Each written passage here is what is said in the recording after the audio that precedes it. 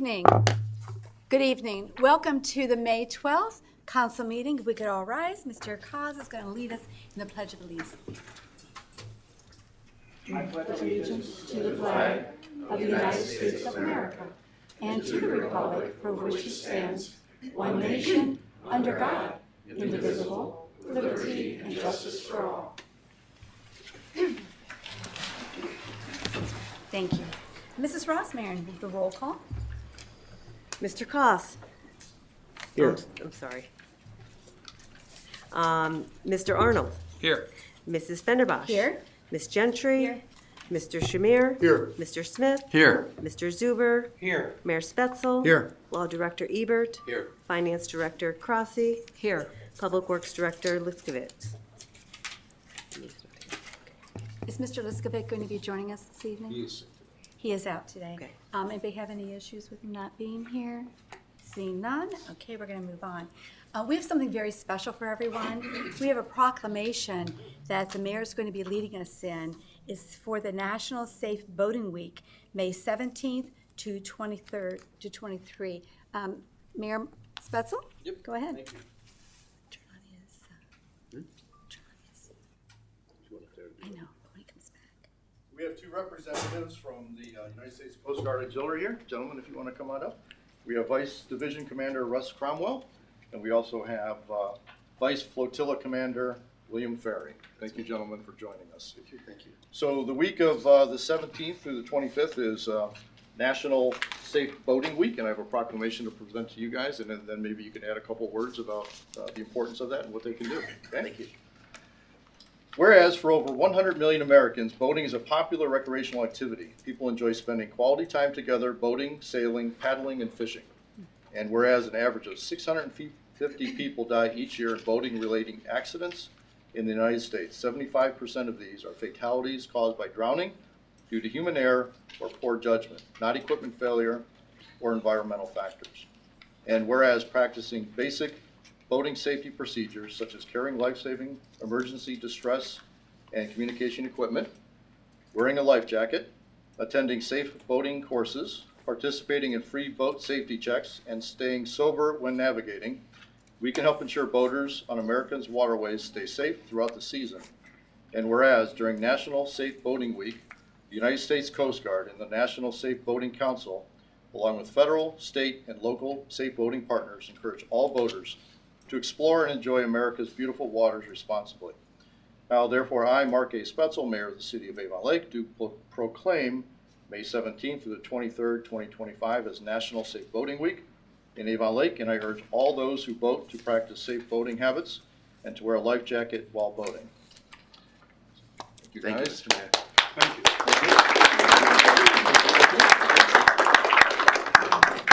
And in my conversation with our Coast Guard representatives, they gave me a little bit of information on what they can do, anybody out in the audience or at home, for safe boating practices. And maybe you could share just a couple minutes of I'll that. just share a couple things. The Coast Guard Auxiliary is an all-volunteer force. We're part of the Coast Guard. When we go out on our Coast Guard Auxiliary boat, we're actually federal employees for that brief period of time.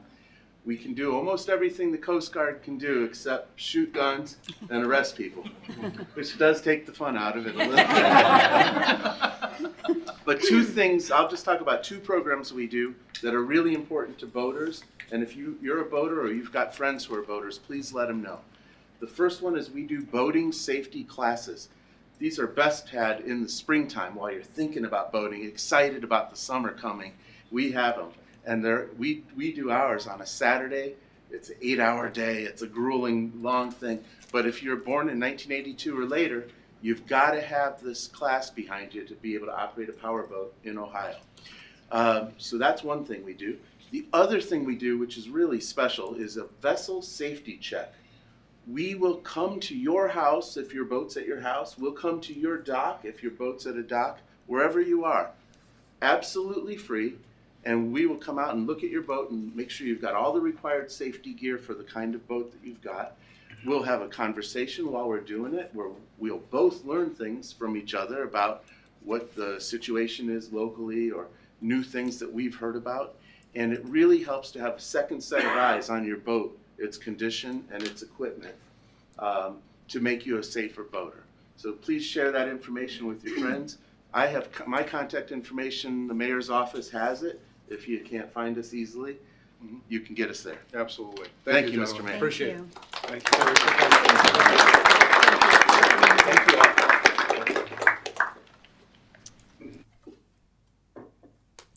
Legislation, we also have another something very special tonight. Ordinance number 25-100. Mrs. Rossmarin, please read by title only. An ordinance confirming the appointment of Thomas Garrett as firefighter paramedic in the fire department and declaring an emergency. Mr. Smith? Thank you, Madam President. At this time, I would make a motion to suspend the rules of council requiring 3 readings. Mrs. Rossmarin? Mr. Koss. Yes. Mr. Shamir. Yes. Mr. Smith. Yes. Mr. Zuber. Yes. Mr. Arnold. Yes. Mrs. Fenderbosh. Yes. Ms. Gentry. yes, This is passed. Mr. Smith? Thank you. At this time, I would move for passage of ordinance number 25-100, declaring as an emergency. In discussion. I will defer to the mayor. Thank you, Councilman Smith. Thomas Garrett grew up in Westlake and graduated from Westlake High School in 2016. He then attended Kent State University, where he earned a Bachelor of Science in Aeronautics in 2019. Later, he shifted his focus and enrolled at Cuyahoga Community College, where he obtained an Associate of Science in Fire and Emergency Medical Services in 2024. This program included both fire academy training and paramedic education.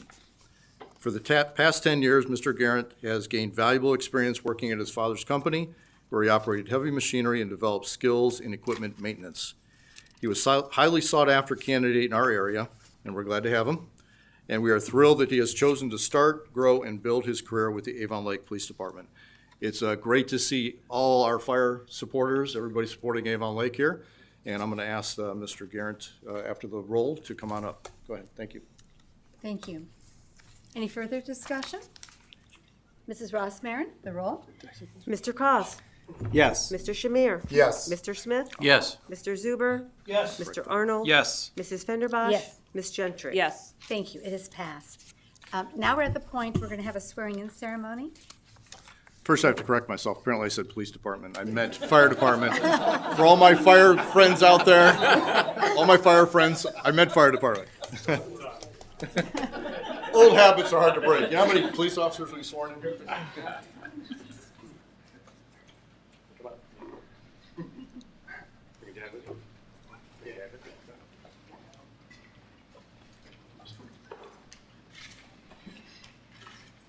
This would be a great opportunity. If anybody wants to take pictures, feel free to get up, move yourself around to gather pictures. Just this way.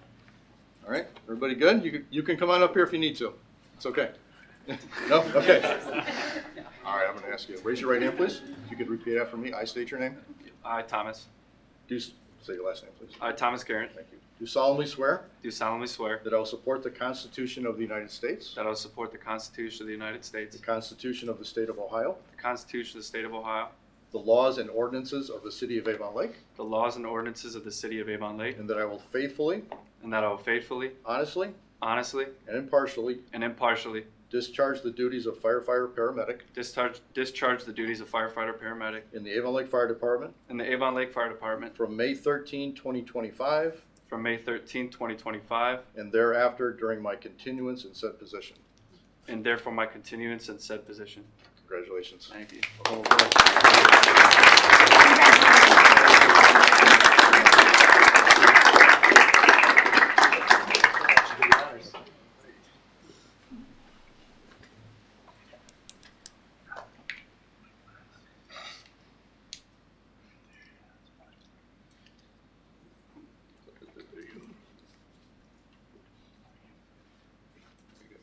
Good job.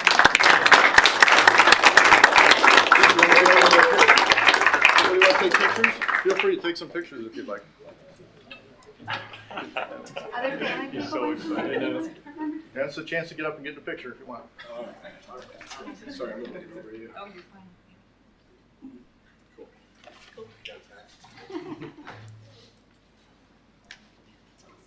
Okay, any others? All right.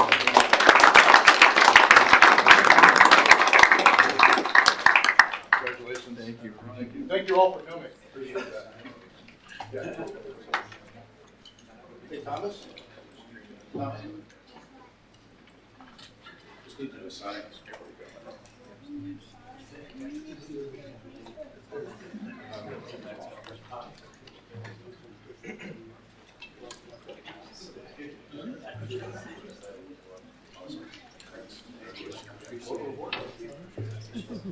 Thank you, thank you.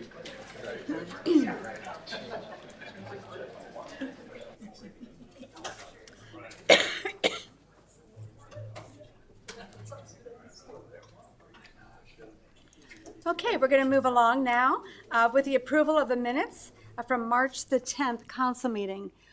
I'm looking at my colleagues, if there's been any changes, additions that need to be made. I see none, therefore they will stand as published. Thank you. We now have something else that's very special. This is a great evening tonight. We have the annual report to the Community Resource Services by what we call Pam O. Come on up, Pam. Thank you. Or Randowski. Kind of close, or Oh, just stick with O. Pam O. Good evening, Mayor Spetzel, Council President Fender Bosch, and council members and everyone gathered here tonight. Thank you for this opportunity to speak with you again this year. As you know, my name is Pam Ordzansky, and I'm the Executive Director of Community Resource Services. I'm here tonight to share an overview of our work over the past year and to report on how the City of Avon Lake's $25,000 generous grant has made a real difference in the lives of Avon Lake residents who are experiencing food insecurity or financial hardship.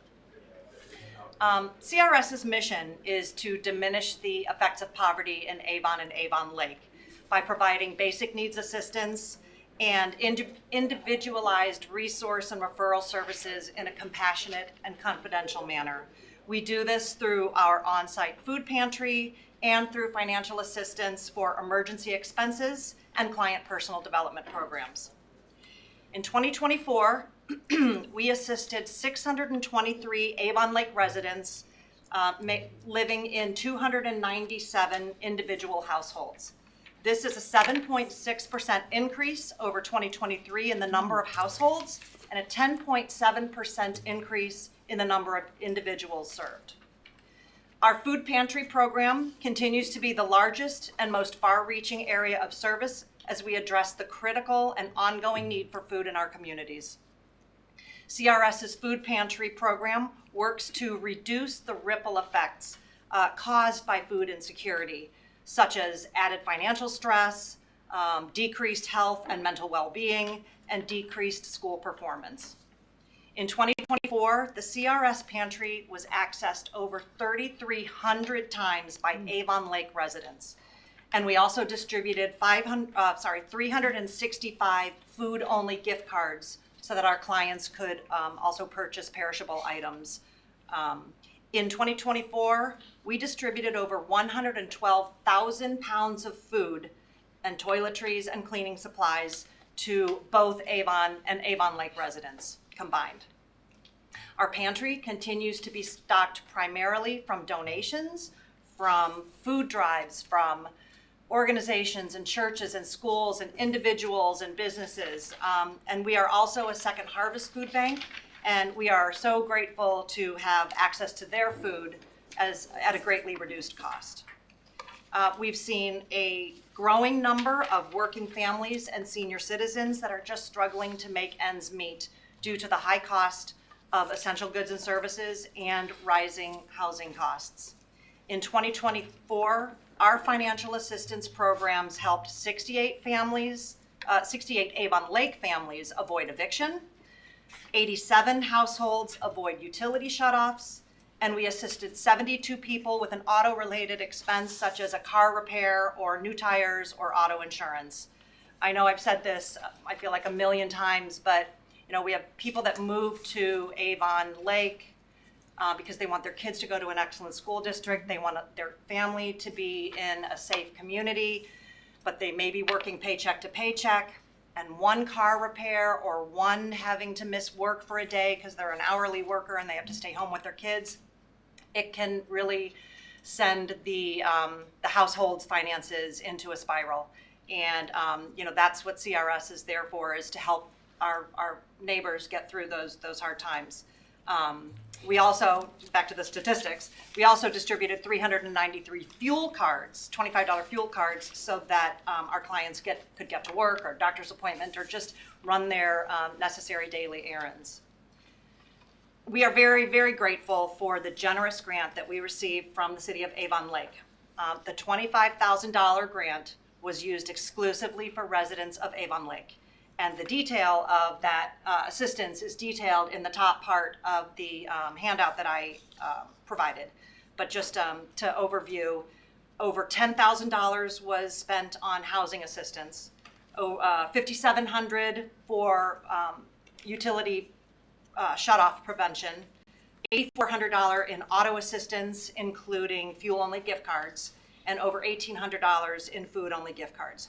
And as of May 9th, the balance in the city, the Avon City Fund, is $336. The $25,000 Avon City grant covered approximately 17.5% of the total assistance that we provide to Avon Lake residents. The total that we expended in 2024 was almost $143,000. The rest of the funds over and above the $25,000 comes from grants, private grants and foundations, the Salvation Army, the United Collaborative Assistant Network, which is run through the United Way of Lorain County, and CRS general funds, which are raised from individual donations and our special events. The detail of how that almost $43,000 was spent is detailed on the bottom graph. But just to highlight a few things, I think we spent almost $40,000 in housing assistance.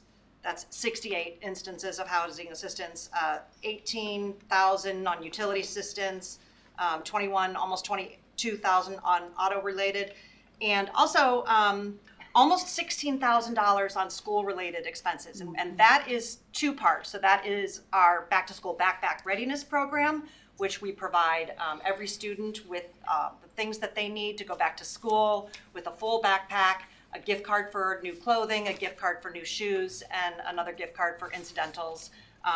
So that's a big ticket there. But it also includes some school fees that we're able to help with.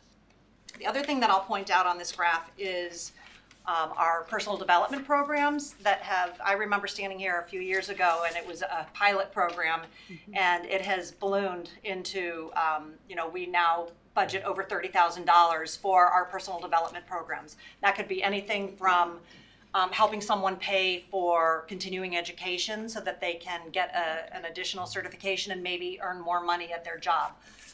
From that to health and wellness. So we have lots and lots of kids that we help pay for them to participate in a limited session camp or classes. We're not going to pay for someone's ongoing monthly ballet classes, but if they want to go to a science camp or art camp or a sports camp during the summer, we can help pay for their fees and their equipment. And you may not think, I've said this before too, but you may not think of that as being a basic need, but in Avon Lake, it could very well be considered a basic need, because it could be life-changing for that student who gets to participate in science camp or who gets to be on a team, for the first time in their life. So we do spend, and we actually have someone on staff who is dedicated to our personal development programs.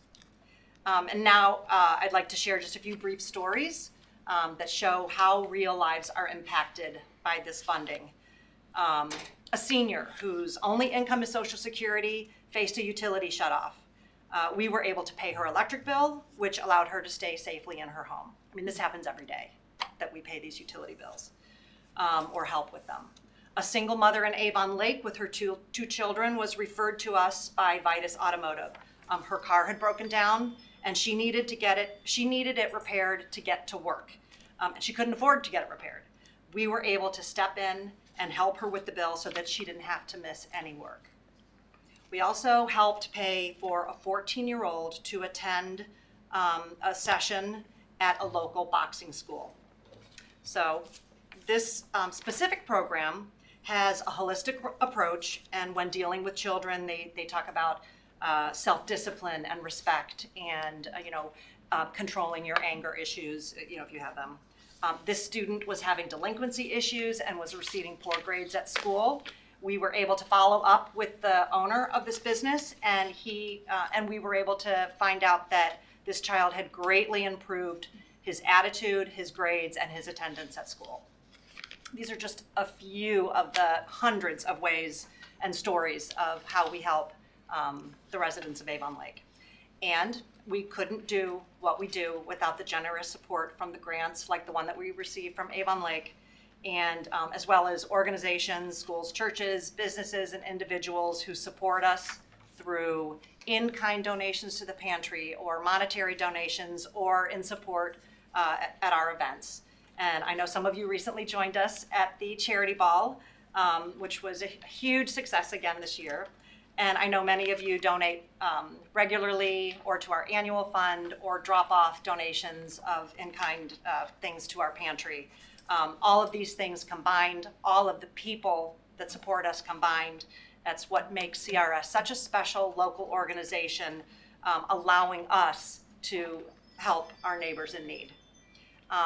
Just in wrapping up, as we look to the future, unfortunately, we anticipate continued and likely increased need among Avon Lake residents. We at CRS, we are committed to responsible, compassionate service and maximizing every dollar we receive.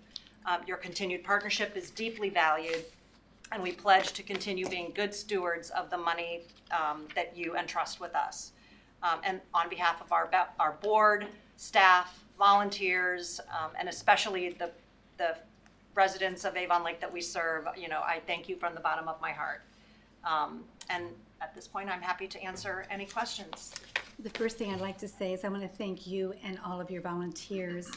There's so many volunteers that are there, and those that don't actually come to the office that work outside. Yes, yes. And there's so many organizations that feed up through what you do to help our neighbors. And it's really neighbor to neighbor. Yes, it is. And the professionalism that's there.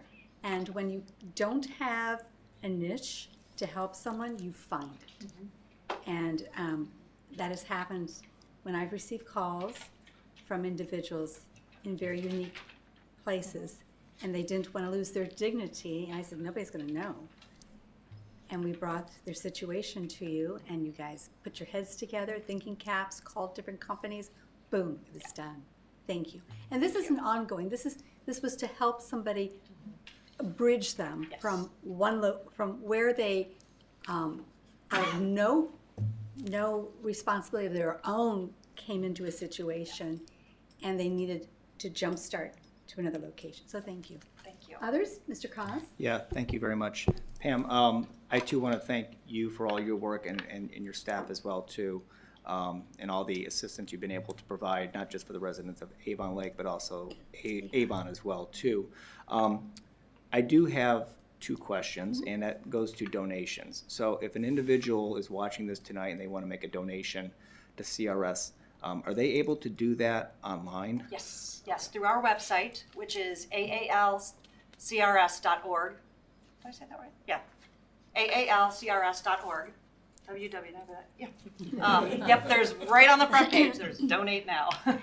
And that's one question. And then the second question is, as far as other donations, is there something in particular that you're lacking in, or there's a greater need for donations of, that CRS, maybe if people are watching this and say, I'd like to really help out with what the current need is. Yes. Is there a certain thing that you would recommend for a So donation? my suggestion is at the same website, you can sign up for our newsletter, which we only send out about once a month. Maybe if we've got something going on, it goes out twice.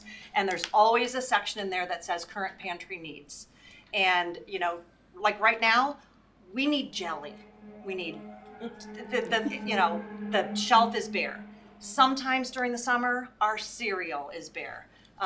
As we're gearing up for summer, we're going to be needing snack foods because all the kids are home from school. But really, and also toiletries and cleaning supplies. We always need food stamps. Those of our clients that are lucky enough to even be receiving food stamps, well, lucky, food stamps don't cover those things. So that's a really big expense to a household. So I would say what we don't need is green beans and corn. We always seem to have lots of green beans and corn, but truly, I mean, with distributing 112,000 pounds of food a month, 10,000 pounds of food, 112,000 pounds a year, 10,000 pounds a month is a lot. If the shelves seem full, it's just constantly going out the front door. We receive donations at the back door, and it just goes right out the front door. So yeah, and anything but. We try to keep our website and our newsletter updated on what we really currently need at the time. Right, and just the last thing, just a comment to Mrs. Fenderbosch's point, your confidentiality and your compassion with the people that are receiving this, I think, is greatly appreciated. So if people are watching this, you do keep these things, confidential, and you do have great compassion for them. We take it very seriously because it's hard to walk through our doors. It's very hard to ask for help. And I didn't say enough about the staff, but the staff is amazing. I mean, they are the most loving, compassionate, sometimes tough. Sometimes we need to help people make tough decisions, but they are truly the most compassionate, warm people. And our front desk volunteers are amazing. I mean, they're the loveliest, most welcoming, respectful people. So come see us if you need us. Thank you. Thank you, Mr. Costa. Anybody else at this time? Mr. Shamir, please. I would just like to thank you for all the work that you guys and your staff do. I mean, it's amazing work, and as a community, we're very lucky to have you guys. Thank you. Thank you, Mr. Chair. Thank you, Mr. Shamir. Anybody down here? Mr. Smith? Yeah, I would echo Rob's thoughts, but would you let everybody know where you're located and your hours too? Yes, Thank you. thank you. So we are up in the shopping, what's it called, the Stop 65 shopping center, up where the Avon Lake Post Office is. We are right next door to the Doghouse Bar and Grill. We are open Monday through Friday from 10 to 2 during the regular, like Labor Day to Memorial Day. And then we start summer hours the first week after Memorial Day, where we're closed on Fridays. But you can give us a call, leave us a message. We're almost always there outside of hours, so if someone needs something, if someone wants to drop something off, we're there. We're there. Thanks. Thank you. Anybody else? Thank you, Mr. Smith. Okay, Thank you all so for much your for support. coming. I appreciate it. I just love one- coming here. If you could, Mr. Mayor? Oh, I just want to tell Pam thank you and CRS for everything they do. We've been having a partnership for a long time and greatly appreciate it. And if you've never been to their charity ball, you have to go. It's fun. It's A lot of fun. Yeah. Thank you very much. Thank you so much. Next is correspondence. Do we have any correspondence, Mrs. Ross Marin? I received one email from Carl Caselli, and Carl wanted to let everyone know that he's in favor of the proposed rezone and Pulte development on the east side of Avon Belden Road. And that's all I have. Anybody to else have report. anything that they want to share? Mrs. Gentry? I can't say my words tonight. Okay. I received several messages regarding traffic at 83 and Walker, not necessarily in regards to the Pulte, but just the traffic there in general. Also several regarding roads that are in need of repair. I forwarded those on to Mr. Liskovic and the mayor. And I received one message, and I forgot to write down who it was, but they wanted a better use of our land and basically rapidly increase the density of the homes, the housing in Avon Lake. I'm not sure that they're in the majority, but they wanted to see as many homes crammed in as possible so that we could get the taxes on that so that we can repair some of our roads and various other services. Anybody else? What is it? Mr. Shamir? Yes, I've received a number of emails with respect to road conditions as well as e-bikes and the issue with e-bikes going through the streets, kids on their phones, and potentially running other kids over. So there has been a number of communication with respect to e-bikes, and I think Mr. Koss is going to be dealing with that later. Thank you. Thank you. Anyone to my left? Any communications you want to share?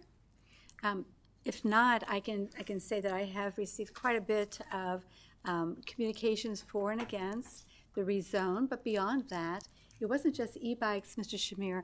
I also received phone conversations and email about the e-scooters, and also golf carts. I believe the police department's working with, excuse me, Mr. Cause, excuse me, Mr. Cause, and the mayor on those topics. I also received some questions about hazardous trees, what to do, who to get a hold of. And the last one that I received a lot, again, were potholes, washerboard type streets, and those again were forwarded on to the administration. Thank you. Okay, now we're going to go on to reports. Mr. Mayor, the first report. Thank you, Council President Fenderbosh. A lot of complaints about streets. We're obviously very well aware. It was a difficult winter this year, which resulted in, we put a lot of salt down. Salt freezing, thawing, tears our roads up faster than anything. So we have a lot of work to do. We're currently dealing with those. I also want to thank the community for issue 4 support. It passed with a convincing 66%, and that provides general fund money for our most important services. We swore in a firefighter today to replace one that retired. That's where that money goes. So thank you to all the residents who supported issue 4. It really makes a big difference, and I know that our finance director, Crossy, thanks you as well. Yes, I do. Our pool is opening on June 5th. Pool passes are available for sale at the early bird rate. You can purchase those by June 1st. A lot of summer activities we're talking about, and those we saw a lot of those. So if you want to get the early bird rate for your pool passes, please try to do that by June 1st. Today, we celebrated and had a service for May 15th, which is National Police Officers Memorial Day. This week is National Police Officers Memorial Week, National Police Week. We had a service this morning. It was greatly appreciated by all in attendance. Myself, the Chief of Police, Judge Manning, and Sheriff Hall spoke. The Avon Lake High School Merples sang. We had taps played by high school band members, and Post 211 performed their 21-gun salute. Very moving ceremony in recognition of our police officers who have died in the line of duty. And I want to thank everybody who attended and participated in that program. That probably will be up on our website soon if you'd like to take a look at that because you could not attend. Friday, May 16th, this Friday at 1 o'clock, the American Legion Post 211 Auxiliary will be hosting a poppy ceremony. That'll be taking place at their post at 31972 Walker Road. If you're not familiar with the poppies and the American Legion adopted the poppy as its memorial flower in 1921, and ever since then they've used that to raise money for veterans. And Post 211, Commander saw ceramic poppies on one of his trips and thought it'd be a great idea to bring back to Avon Lake. So they post ceramic poppies in front of the Post 211. You can attend that ceremony. You can write a little notes for a veteran that it was in your family or friend and have those put on the poppies. And they keep those up there for a while. It's another great program, and I hope to see some people there. And what time is that program? 1 o'clock on Friday. And then lastly, our Memorial Day celebration is May 26th. That kicks off with a memorial service at Lakeshore Cemetery, followed by a parade at 10 o'clock. The parade leaves high school and then moves to Veterans Memorial Park for services at approximately 10:45. We are hoping to have our usual flyover. That has not been confirmed yet, but hopefully that'll be coming. And of course, we're hoping for beautiful weather. We had great weather last year. We're hoping for the same coming this year. So please turn out for both the parade and the ceremony at Veterans. And that's my report. Thank you, Mr. Mayor. Any questions for Mr. Mayor? Comments? Okay, then we're going to go on then to the Council President's report. So the next CCM is going to be May the 19th at 7 p.m. The next council meeting, as you heard, Monday would be Memorial Day, so they're going to be meeting on Tuesday, May the 27th at 7 p.m. And I wanted to thank the community for supporting the Avon Lake Garden Club this past Saturday at their plant sale. It was so wonderful. They were actually more successful this year than they were last year. And so thank you very much for that. And I hope all the mothers that are out there had a very good Mother's Day over this past weekend. Any questions? Okay, we'll move on now to the Law Director's report. No report this evening. Thank you. The Finance Director's report. No report this evening. All Thank right. you. At this point in time, because our Public Works Director's not here, we're going to go right to the standing committees. Unless somebody has a question for Mr. Mayor regarding Public Works. The only thing I'm going to say is thank you also, community, for passing issue 2. That's the infrastructure that pays for our streets and our bridges and our sewers, and we really appreciate that. Now we're going to go on to the building and utilities with Ms. Gentry. Our next Building and Utilities meeting will be next week on Wednesday at 6 p.m. here in Council Chambers. Any questions for Ms. Gentry? Thank you. We're going to go on now to Communications, Environmental, and Recreational Programming, Ms. Shamir. Yes, we have interviewed 3 of the 4 EAB vacancy candidates. We have 1 more remaining. I have conducted a phone interview of that person, and the chair will be doing the same. So hopefully by the next CERP meeting, we will have those names. Very strong candidates, sir. Yes. That's Thank you. excellent. Any questions for Mr. Shamir? Okay, we're going to move along then to Finance with Mr. Zuber. Finance Committee? Oh, I'm sorry, Economic Development with Mr. Arnold. Thank you. No official report tonight, except that we do a committee meeting tomorrow, the 13th at 6 o'clock here in Council Chambers. Thank you. I'm sorry, it's 5 o'clock. 5 o'clock. 5 o'clock. 5 o'clock tomorrow. Any questions or comments for Mr. Arnold? Okay, at this point, then we will go on then to Mr. Zuber with Finance. Thank you. We did meet last Monday at 6 o'clock here in the council chambers. Several items were discussed. The procurement policy, we're still waiting on a significant amount of changes to be done on that based on some feedback from the finance director. We also talked about the 2026 tax budget. We'll have that on for a collective committee meeting next week for first reading, the last meeting in May. We talked about the Fifth Third investments and some changes that are internal within Fifth Third that they're now going to have a special team working on our finances or our investment finances through them. Had some further discussion on the capital budget. There's been a lot of adjustments in that with different payments coming in through issue 2. And so I'm going to have some further discussion with the finance director on that. Just hopefully we can get some engineering done for roads, which we've all gotten feedback on today, to hopefully start planning our road program. Went over the April financial statements for the city. Income tax has fallen back a little bit, still up 4%. The Community Resource Services donation, we had a presentation from the director on that today. That's up for first reading. We look for passage on that. The second reading, it's the same $25,000.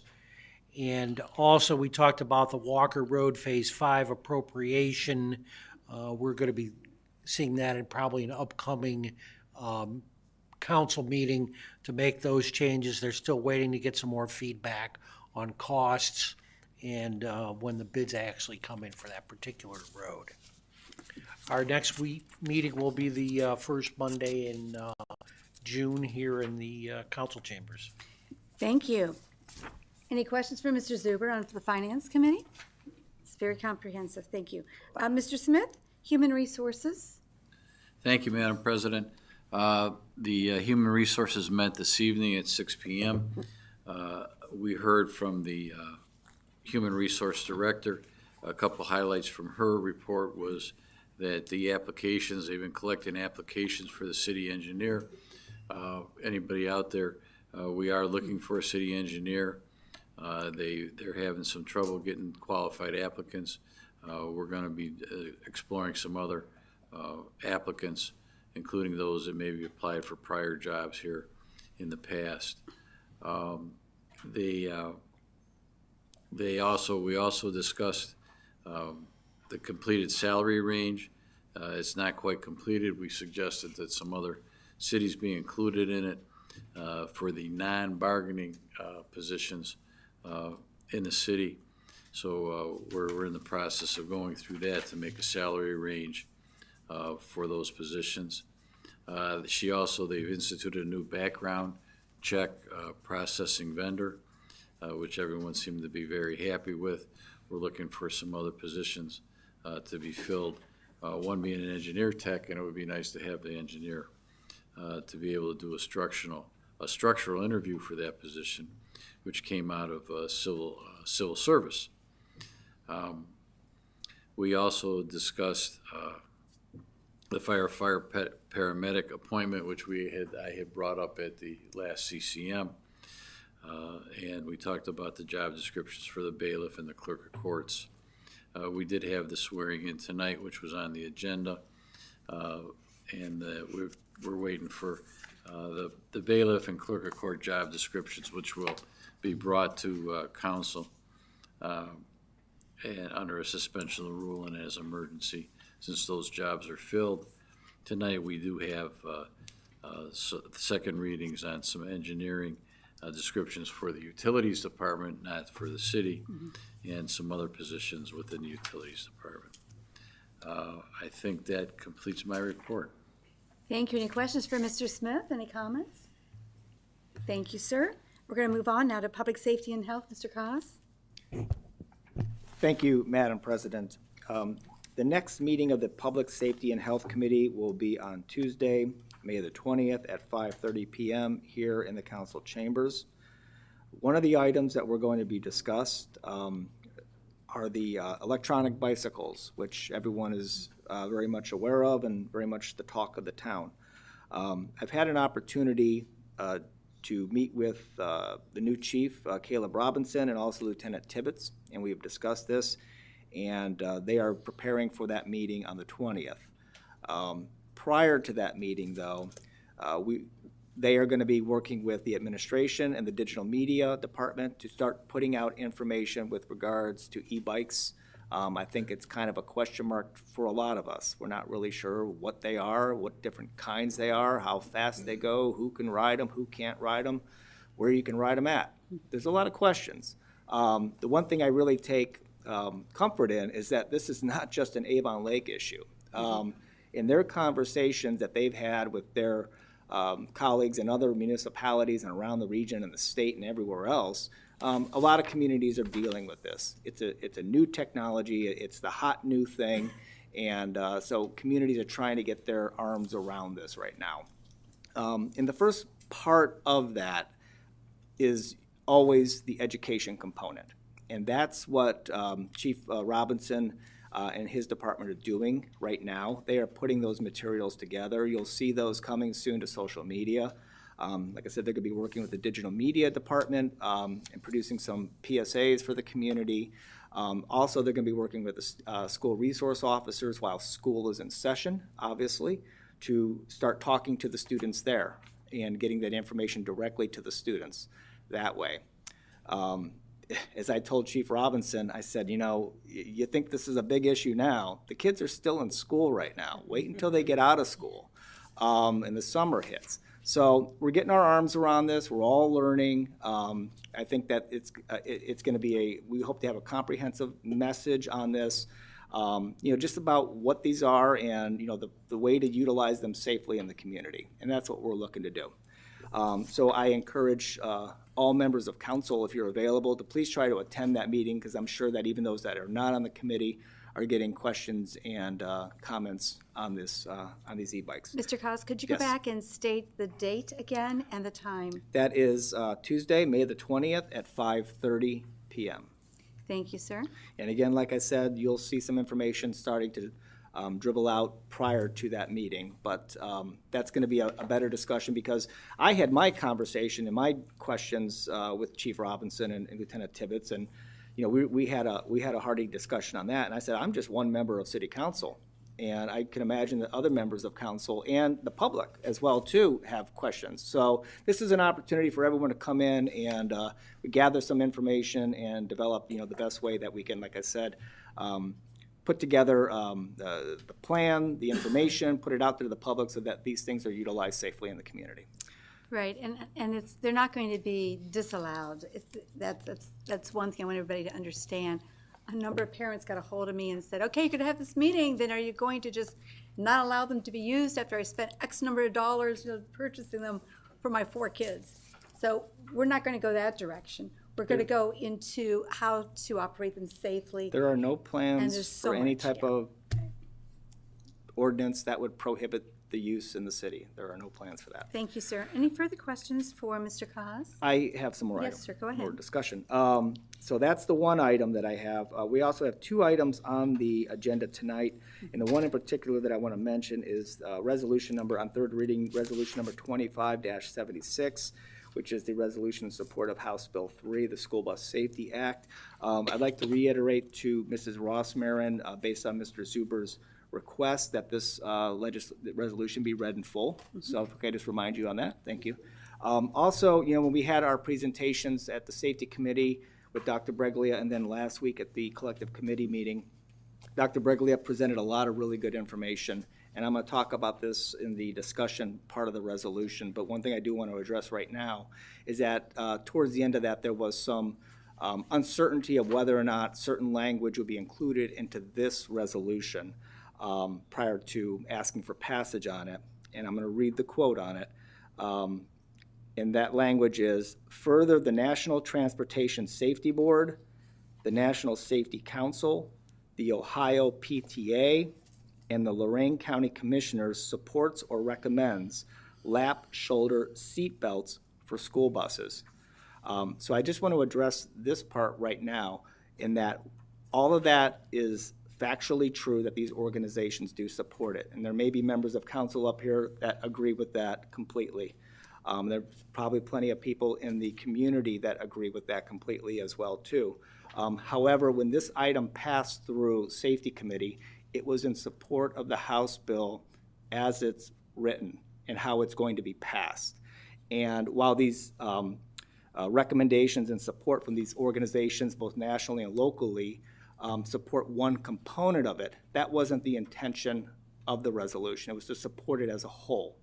So I made the decision after consulting with the law director with my concerns, and I appreciated his guidance on that, but it's my decision, and that because the committee passed that, like I said, looking at this resolution as a whole, for the legislation down in Columbus, they're 2 separate issues. And we can talk about if this House bill passes, which I think would be a great thing, but the one component of the seatbelt issue will be discussed again. And it'll be discussed probably in Safety Committee again, and all of these recommendations from these organizations will be brought up again. But they're 2 different things in my opinion, and this is just about supporting the House bill at this time. Thank you. Thank you. Any further discussion on this topic? Okay, then we'll move along then to public service, which I chair, and we're going to meet next on June the 4th. It's kind of crazy to say June already, right? Excuse me, June the 4th at 5:30 in these chambers. Any further questions? Okay. We'll move on then to the Planning Commission. Mr. Smith? Thank you. Planning Commission met on May 6th at 7 o'clock in the council chambers. They had 2 new cases. One was a patio for the restaurant Los Margaritas on Route 83 and Walker, basically. And the new outdoor patio will be on the south side of the building, near where the entrance doors are right now. They made a very nice presentation. They had to make sure to have one of the doors enclosed so you could only get to it from the inside or one of the railings, and that passed 7-0. Additionally, for council's future, there was some planning zoning code text amendments which will come to council. and you'll see those. Hopefully, they will send them to the council when it comes with the changes marked in red in the red line version, so that the council can see them. And those were approved 7-0. They also discussed their own rules and regulation and made some amendments to those. Their next meeting will be the first Tuesday in June. And then tonight on the agenda is an item, and I'll pass it on to Council President to discuss that item. Thank you. So I've taken over the sponsorship of the rezone for tonight, and when it comes to that point in the agenda, we'll have a quick presentation and more discussion. Any further questions for Mr. Smith? Seeing none, now we're going to go forward to the zoning board. Mr. Mayor? Thank you. Last meeting was held on April 30th. D. Hoff, the new owner of the town center area, was granted a variance for new signage to replace the current signs that are at the entrances on Walker and Avon Belden. The next zoning board of appeals is Wednesday, May 28th at 7 p.m. Mr. Mayor, I do have a question. When did DeHoff think that they were going to be installing the new signage? They did not provide a date yet. I think they're still within their engineering part. Okay, I was just curious. Any other questions for Mr. Mayor? All right, then we'll go forward to Parks and Rec. Mr. Shamir? Nothing to report, but the next Parks and Rec meeting is May 28th at 5:30 in this building. Thank you. Thank you. Special committees? Anybody? We're going to have a tree. Oh, yes, sir. Thank you. Civil service met on May 5th at 4 o'clock, some of which you know about, where they approved Caleb Robinson as the new police chief, Lieutenant Fabrizi. Those have all been done and approved in the past. Thomas Guerin was also approved, and they approved labor appointments and some job descriptions.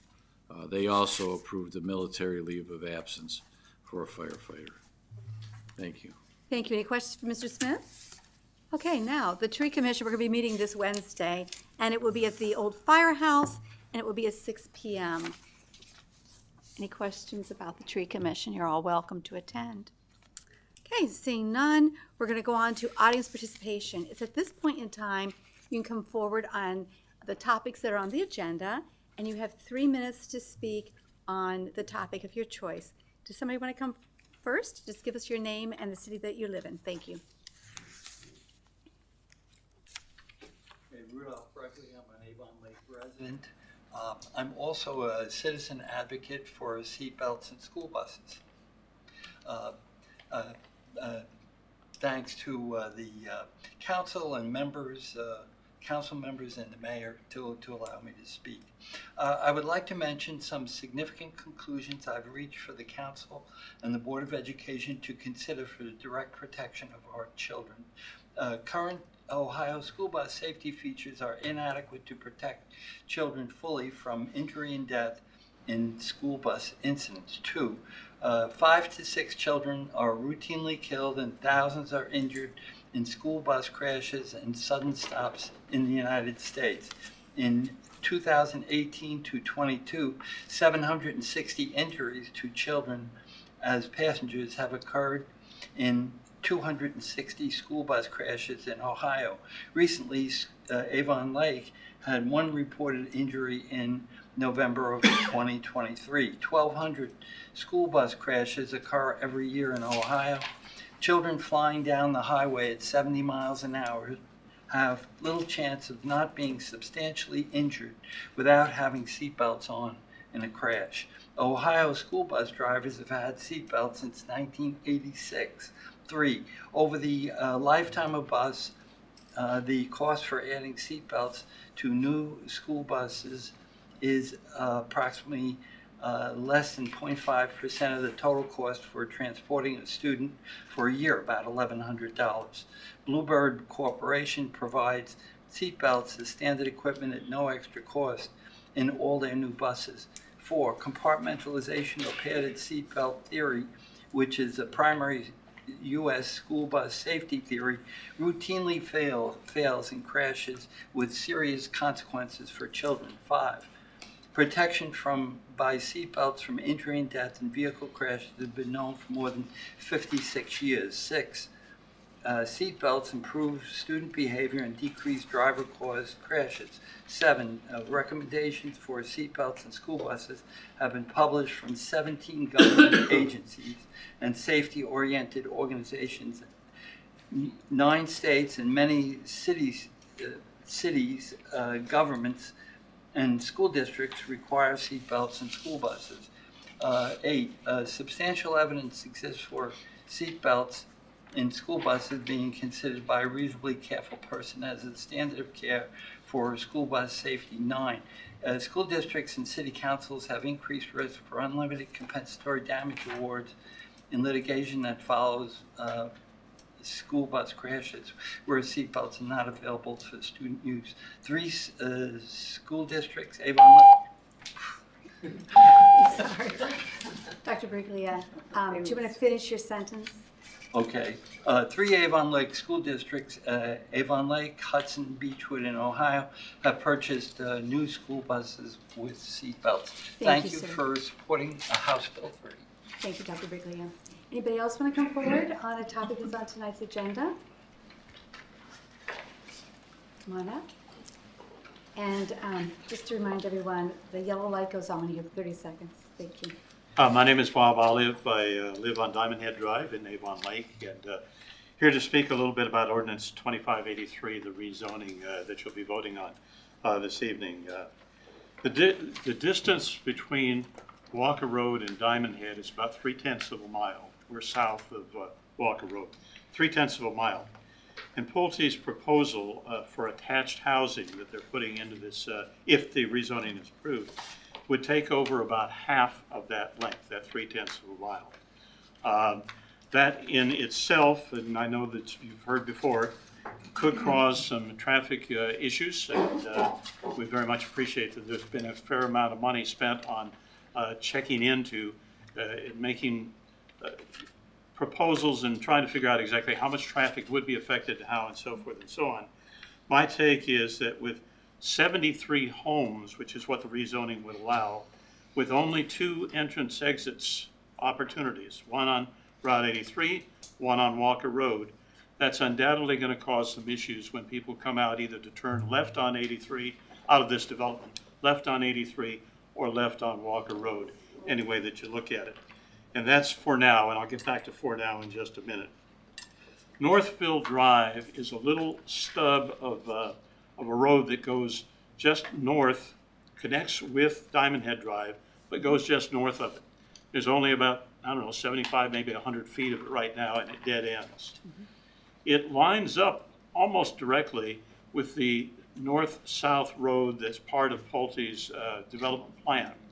My assumption is, purely an assumption, that it will be called Northville Drive as well, because they line up, but one dead ends at the end of where Pulte plans to build. The other dead ends because it belongs to its private property at this point in time. And so forth, it hasn't gone anywhere. There'll come a time, I'm sure, when that property is sold and Northville Drive will become one from Walker Road all the way down to Diamond Head Drive. My concern is there is where the traffic problem will become a real issue, because there are no traffic lights coming out of the new proposed development. They can jump onto Northville once it's completed, come down to Diamond Head Drive, make a right-hand turn, probably a stop sign there, right-hand turn, and then wait at the traffic light on Diamond Head Drive to get onto Route 83 or wherever else they might want to go, making right, left, and so forth and so on. I think that is going to have a tremendous impact on us, and therefore I urge you to vote no on this rezoning tonight. The other thing I point out is if you look at the aerial map that Pulte came up with, most of the area that will be affected is trees, trees, trees. We're going to lose a lot of trees with that. Thank you for all you do. I watch you regularly, and you do great work. Thank you. Thank you, sir. Anybody else want to come forward on any topic that's on tonight? For 3 minutes?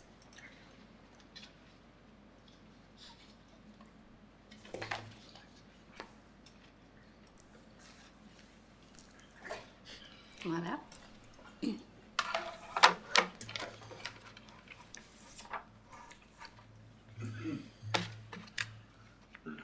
Gerald Phillips, a concerned Avon Lake resident, concerned about the future growth and development of the city of Avon Lake, concerned about the vision for Avon Lake. And I'm going to quote from the Comprehensive Land Use Plan. A comprehensive plan is a community blueprint for the future. It is the vision of what a community wants to become and the steps needed to realize that vision. We have spent $250,000 on this comprehensive land use plan. Are we going to use it or we're going to just trash it? That's the issue on this particular development. Because Pulte's development totally is inconsistent with the Avon Lake Town Center. And I've mentioned many times where it's inconsistent. Page 75 shows the area. Substantially all of the R1 is not in the Avon Lake Town focus, not supposed to carry out the high density purposes, which is contrary to what they're trying to do, high density outside the area. The four corners for the Avon Lake Town Center, page 75, supposed to be all commercial mixed use. Their proposal totally is inconsistent with that. If you want to look at a mixed use, go to page 75 of the Comprehensive Land Use Plan. You'll see what basically is Crocker Park. Now, Saturday, I took my wife out to dinner for Mother's Day, and we walked around Crocker Park. That's the vision for Avon Lake Town Center, not what they're proposing. It is totally inconsistent. People walking, stores, mixed use, open space, that's what your Avon Lake Town focus did. That's what you spent $250,000 on. The residential uses for the Avon Lake Town Center on page 77 is on the perimeter. On the perimeter, not in the middle, not in the middle. This violates 121805A, which Mr. Smith indicated that is supposed to be and should comply with the Comprehensive Land Use Plan. 121804C says residential not supposed to have street frontage. 121804D, 40% maximum. That's 100% of the 11.85 acres. Let's look at 121006. 121006, your general zoning thing, which basically says what the general purposes are for, and it basically says that the administration, enforcement, amendment of this code should be consistent with the most comprehensive plan. This development isn't. We can look at 121001, purposes. We can look at number A, which basically lists a whole mess of criterias of what your zoning code is supposed to do. It says, implement the City of Avon Lake Comprehensive Land Use Plan. You're not implementing if you approve this rezoning. You know, I'm concerned about the future. This is inconsistent with the future. Thank you. Thank you. Is there anybody else like to speak for 3 minutes on tonight's agenda? Come on forward if you'd like to speak. I want this part of the record. Thank you, sir. Anybody else want to come forward? Okay, thank you. Hello, Jim Saylor from Wrights Engineering, representing Pulte Homes. Just wanted to clarify first, Ms. Fenderbosch, did you say that the Pulte would have an opportunity to have a presentation? No, I'm going to have a presentation. You'll have a presentation. You've already had Okay. yours, yes. Thank you very much. But you can present now. I do want to just correct the record on a few things that Mr. Phillips had said in his comments. The most important thing to understand is that the comprehensive land use plan is not a zoning map. It does have a map in it. It does show suggested, they called it a bubble plan when the consultant put it together. But in fact, on October the 1st, 2019, when it was introduced in front of Planning Commission, my biggest concern that I brought to Planning Commission at the time was that I was afraid that some future person, resident, council, Planning Commission would think that this was to be treated like a zoning map and that only those uses could be allotted in those areas. And I pointed out several cases where that was just completely impossible and infeasible because of the existing functionally useful buildings in that area. And the consultant did put on the record at that meeting that the map that was included in the comprehensive land use plan was only suggestive in nature, not to be thought of as a proscriptive plan. And if you think about the amount of area in where we're asking for rezoning that's within the focus area, it's a very small sliver of land, certainly not big enough for anything like Crocker Park. And in fact, it would be the size of the parcels available or functionally would not be able to do that. And even if we did try and put Crocker Park type mixed-use development there, it would only cause more traffic to the area, which is the primary concern of most of the residents who spoke and also members of the Planning Commission and Council. So I just wanted to make sure that you're aware that the comprehensive land use plan is only to be thought of as suggestive to accomplish the goals. And this project does accomplish all the goals of the plan to bring additional residential use within walking distance of downtown, help support the existing commercial uses which are struggling. And I thank you very much for your time. Thank you. Anybody else want to come up for 3 minutes? Yes, ma'am. Come on forward. Thank you. My name is Susan Strickland. I'm a neighbor of Bob's, my husband and I. I'm going to be very brief. I have lived on a busy street. I do not want to see Diamond Head Drive turn into a busy street. We didn't move back here to be in a thoroughfare, and I urge you. I don't have a problem if it's single family. We knew that that stub was there. We knew that eventually houses would be built by whomever. But multifamily, I just can't. So thank you for your attention. Thank you. Anybody else want to come forward on any topic tonight? 3 minutes?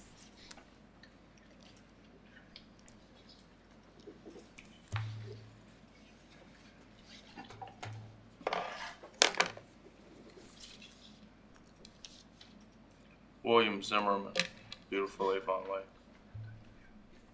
So I attended the Planning Commission meeting the other night.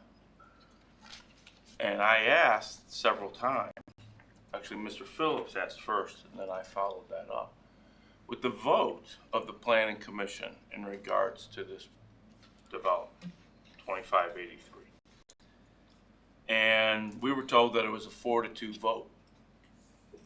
And the chairman was not present. And so the vote came down to a couple other people. Mr. Smith voted no, Mr. Aurelio voted no.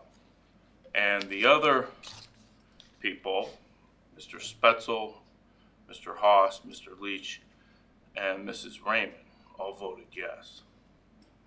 Now, I find it interesting that the mayor voted yes, considering that it's not following the ordinances of our city. That would be out of his oath of office. He shouldn't be doing that. And you wonder why we're trying to remove him. Because this is the kind of corruption we get on a regular basis from the administration's Sir, office. I'm going to interrupt you. Could you name which ordinance is not being followed, please?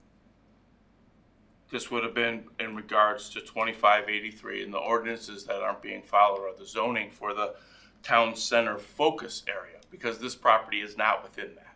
And that's what they're There's not an trying. ordinance for the town center focus area. Say it again, ma'am. There's not an ordinance for the town center focus area. Okay, maybe I misspoke in regards to that. My point still would be that as the mayor, he shouldn't be voting yes when it's about an issue that's an ordinance with focus group. Is that not true? There's no ordinance for a focus group, sir.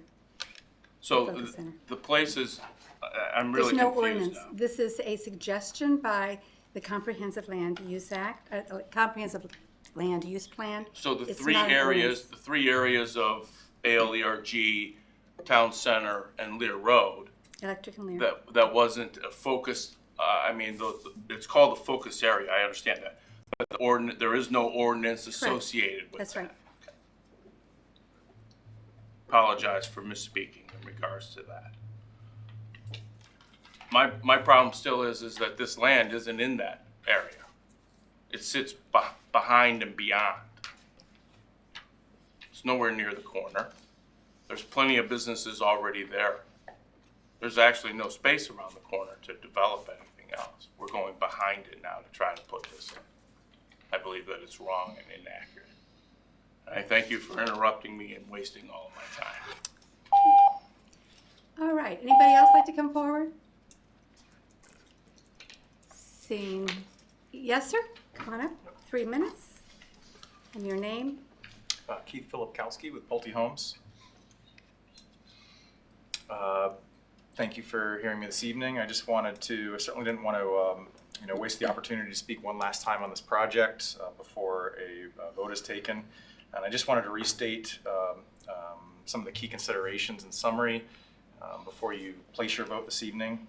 One, I would ask you to consider that from our perspective and the way and what we've presented, that this rezoning request is in direct alignment with the city's strategic comprehensive plan. I pointed that out in the black and white on my presentation. It is the guideline for achieving the city's vision and goals, as has been previously stated earlier this evening. I want to be crystal clear that we're requesting less density than is otherwise currently allowed on this zoning makeup of this property. I've presented in black and white previously, and I'll restate that the zoning by right allows for up to 104 units. We are in fact asking for less density for the sake of a consistent streetscape. We can do that, we can achieve that by rezoning it to an R3 on the condition of a maximum of 73 units. We've talked a lot about testimonials from adjacent neighbors, businesses, general public surveyed, even today from council members explaining they've received communication from people that are in support of the project. I hope you'll take that into consideration as opposed to the few who are here. In terms of numbers, traffic reporting has been we've done all the traffic reporting asked of us. It's been city verified. There are no adverse impacts. The intersection is a stable flow C condition, as a traffic engineer would report. It will remain that case after the build out of both Sandridge community and this Harbor Crest community. We offered a turn lane in addition to that as a way to go above and beyond to try and help contribute towards the concerns at hand. We are a professional developer, builder, mindful of its residents and city partnership. I think we've proven that. We start communities, we finish communities. We do not walk away from them. The way I see it, it's a perfect transitional site to step down from commercial to residential zoning. And so we respectfully ask that you consider a vote of yes on this rezoning request so that we can continue working towards an acceptable site plan and project that contributes to diverse housing in the city of Avon Lake, as well as contributes towards the revitalization of town center, as is set out to do in your comprehensive plan. Thank you. Thank you. Anybody else? This is the time. Come on up. Something that's on our agenda tonight. Thank you. My name's Dave Quester. I also live in Diamond Head. Just a couple of comments. You've heard a lot about traffic. If you live in Atlanta, it's all relative, okay? But with 74 units, you're going to have 110 vehicles concentrated in a small area. That's a fact, okay? My view is this. Is the vision for Avon Lake to be a retirement community or a family community? That's my issue. Single-family homes, for me, are much more desirable than apartment-like buildings. Now, I saw the rendering. It looks nothing like the Koff condos, nothing. It looks like an apartment complex. And if that's what we want the city to be, I think it's a big mistake. I personally moved here because of families, although I'm retired.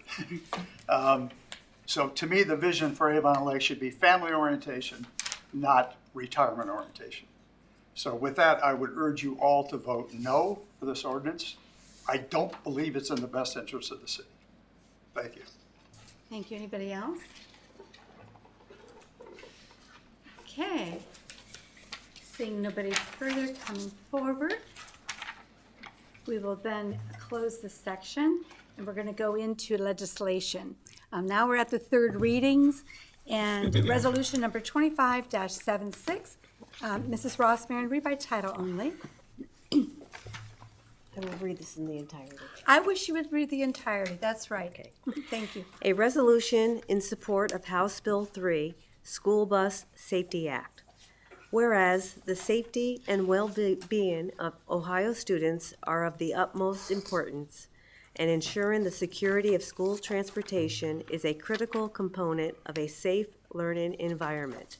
And whereas House Bill 3, introduced in the 136th General Assembly by Representatives Willis and Thomas includes provisions to enhance school bus safety, protecting students as they travel to and from school. And whereas House Bill 3 aims to implement and expand key school bus safety features, including but not limited to enhanced stop arm enforcement mechanism, ensuring that vehicles obey traffic laws when school buses are loading and unloading students, upgraded camera surveillance systems to monitor driver compliance and enhance security for students abroad on board, additional lighting and visibility measures such as extended stop signs, high-intensity LED warning lights, and reflective markings to improve bus visibility in all weather conditions, stronger penalties for violations, deterring reckless driving near school buses, and increasing accountability for motorists who put students' lives at risk.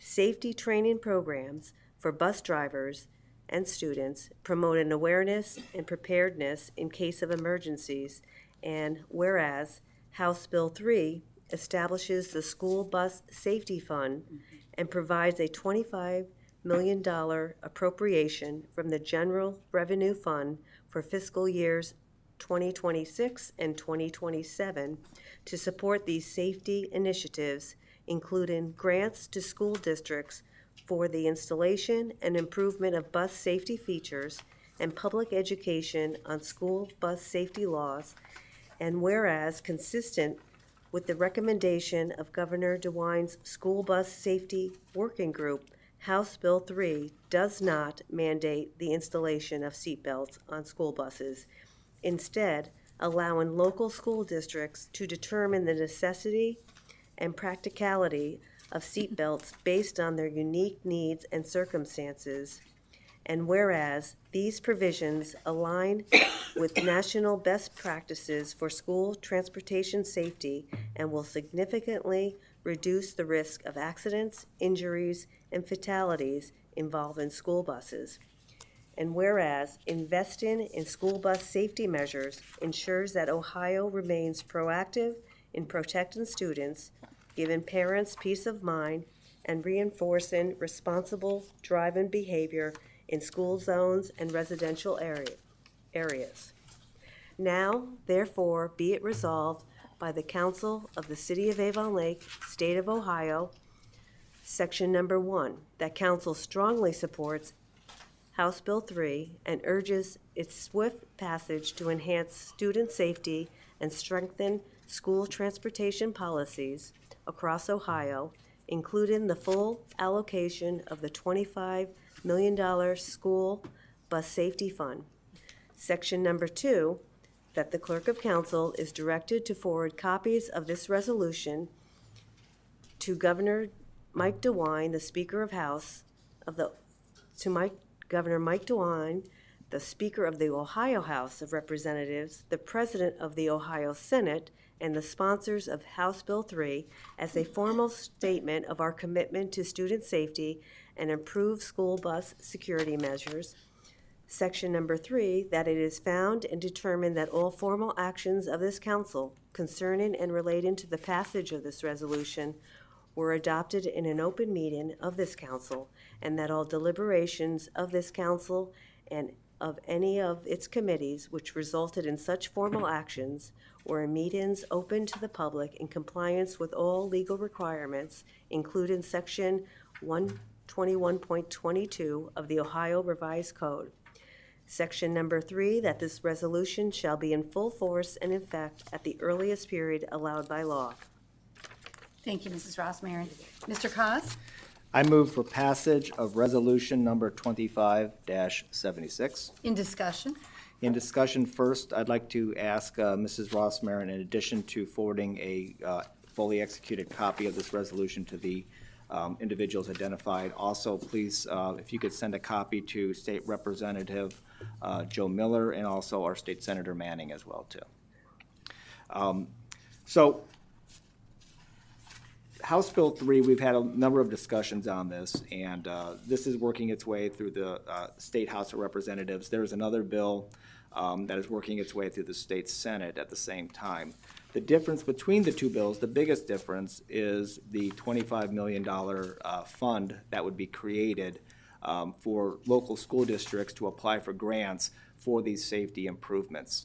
To back up a few years ago, the city of Avon Lake was a leader in the state, working, the city council, the administration, working with the school board to institute a number of these safety enhancements. Specifically, the increase in the penalties for illegally passing school buses. I believe that we had the highest, or one of the highest in the state. We took it up to plus $750 when it was a fraction of that prior to that. And we also created a mandatory minimum. We also worked with the schools with putting cameras on all the buses. So there was a lot of things that the city of Avon Lake and the school boards did that already put a number of these things into play. We're a very blessed community that had the funding available to do that.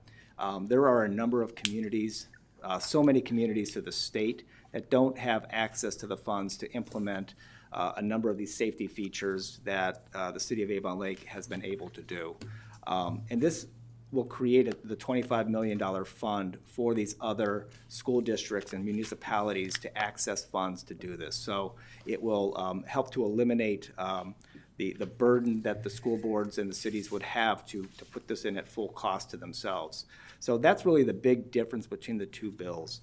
And this is a way that if this goes through, that the communities and these other school districts will see the safety improvements. We see a story all the time with issues and accidents and that take place on the bus, kids getting on and off the bus. So this will be a big step forward, not just for the region, but also for the entire state as well, too. Specifically, we've had a lot of discussion about seatbelts on the school buses, and we're going to continue to have a discussion on that as well, too. And this, again, will add the funding mechanism should the city of Avon Lake and the city school board decide that they want to implement seatbelts on the school buses. There's a lot of very good data that's been presented by Dr. Briglia at our meetings, and we're going to continue to have those conversations about seatbelts on school buses. So I hope that this version of the House bill passes and not the Senate one, even though the Senate has great stuff. But I think that funding mechanism is really the important part on this. And that's why the Safety Committee was so supportive of putting this through and letting our voice being heard. We could have just said, well, we've got a lot of this stuff, so let's see what happens. But I think that we're putting ourselves out there and we're saying, you know, the rest of the state, you know, this is an opportunity and we want to see these safety improvements made throughout the state to those communities that may not otherwise have the funding to do so, and take a lot of these things that we already have on the books and put them into state law as well, too. So I think this is just a great House bill, and I urge our leaders in Columbus to pass this as soon as possible, and I'm proud to represent it, and I thank the members of the Safety Committee for working with me on this. And again, I do want to thank State Representative Joe Miller, who came in last week, who is a big supporter of this bill, and of course, Dr. Breglia as well, too. Thank you. Thank you. Any further discussion among my colleagues? Mr. Zuber? Yes, Madam Chairman, I would like to add to Resolution 2576 under the fifth whereas, an amendment under the fifth whereas with the language, further, the National Transportation Safety Board, the National Safety Council, Ohio PTA, and Lorraine County Commissioners supports and recommends lap shoulder seat belts for school buses. I would like that added underneath the fifth whereas. Okay. We have we have a motion on the floor by Mr. Cos. We have a secondary motion to add language. Yes, sir, Mr. Cos? Are we a discussion on the motion to add? Well, we're going through the process first, Okay. okay? And so what the process would be is that there's going to be discussion to add, And then there will be a vote to add, either it will be yes or it will be no. And then we will go back to the original. Okay, so right now we're going to open the discussion. Mr. Zuber, do you want to lead that since it's your motion? Just that this was requested by Mr. Breglia after his discussions yesterday, or last week. And there was an email sent out to all of council. I think it deserves to be added. Any further discussion by my colleagues? Mr. Cos? Yeah, thank you. I'm going to vote no on this to add this language, and my comments from my safety committee report, I'll repeat those again. The issue that passed out of the safety committee was support of House Bill Resolution 3 in its current form and whatever its final form would be.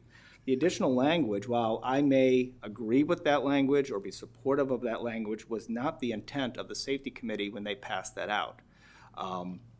The National Transportation Safety Board, the National Safety Council, the Ohio PTA, and the Lorain County Commissioner supporting seatbelts is a separate item over the House bill as it's being discussed and litigated down in Columbus. Should this House bill pass, at that time, that component, and that's, the seatbelts are one component of the bill. There's a lot of different parts on this bill, and we've gone over a number of them, and they're all really good. But the seatbelts is one component. And there are two different issues, in my opinion. I think that the first issue is supporting the passage of the bill, and then the second part is determining what the local school boards, the local city administration, and city councils would like to see access to these funds to install a number of these things, and that would be based off of, you know, these recommendations from these state and local groups. So I think that everyone's heart is in the right place, that we want to get as much supportive material as we can into this, but I think it loses track of what the original intent of the motion that moved out of safety committee was, which was support of House Bill 3. And I'll just say it one more time, but you know, the seatbelts is an issue that's going to have to be discussed again. There is debate in this town. There's probably some debate amongst city council, and I know there's debate with the school. I don't want to put language in there that talks about the House bill and the one component and essentially says these organizations all support it, and we are therefore voting yes on that as well, too. In some ways, it's a way to say that the city, in and of itself, right now is supporting that one component of the bill specifically, when I think we need to have more discussion on it. So I would be happy that if HB 3 passes, let's talk seatbelts again. Let's keep doing that. Let's keep having open dialogue and discussions with our Avon Lake School Board. Let's get that taken care of. But these are two separate issues, I believe, and I think the best thing to do is to honor the original intent of the Safety Committee and support the House bill in a clean version as was passed out of that committee with a 3-0 vote. Thank you. Mr. Cos. Anybody else on council with any comments on the amendment to add the language? Okay, I'll just tell you where I'm at. This is House Bill 3. So on the second page, under section number 2, it states what we're going to do with this if it should pass. And what we're going to do is we're going to direct copies to Governor DeWine, the Speaker of the Ohio House of Representatives, the President of the Ohio Senate, the sponsors of House Bill 3, in a formal statement along with our House Representative Joe Miller and Manning. This is for House Bill 3 alone. And even though, Dr. Briglia, you know I've been supportive of the seatbelts, this is more than just seatbelts on this, and we need to get HB 3 passed.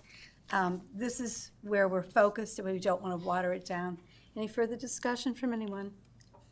Okay, at this point, Mrs. Rossmarin, this is the motion to add the additional language. Could you go through the roll call, please?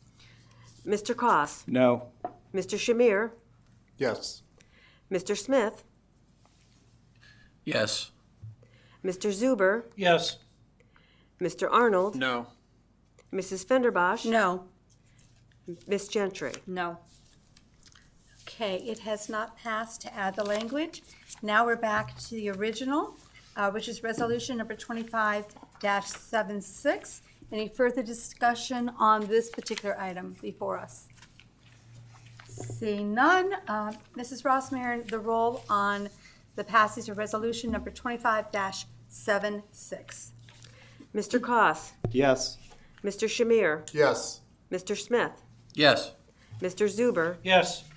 Mr. Arnold? Yes. Mrs. Fenderbosh? Yes. Ms. Gentry? Yes. Thank you. It has passed. Now we're going to go on to ordinance number 25-77. Mrs. Rossmarin, read by title only.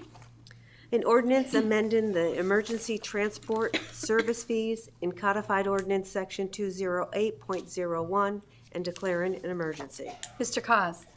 Thank you. I move for passage of ordinance number 25-77. In discussion. In discussion, again, this is another item that came out of the Public Safety and Health Committee meeting with a 3-0 vote. This was brought forward by Chief Jeremy Betza in his review of the EMS transportation fees. He noticed that our fees have not been adjusted in several years. I believe it was 2019 was the last time that it was done. And in review of surrounding communities and what their fees were, ours needed to be adjusted to make them comparable to our surrounding areas. And sir, would you go into further discussion about who this affects?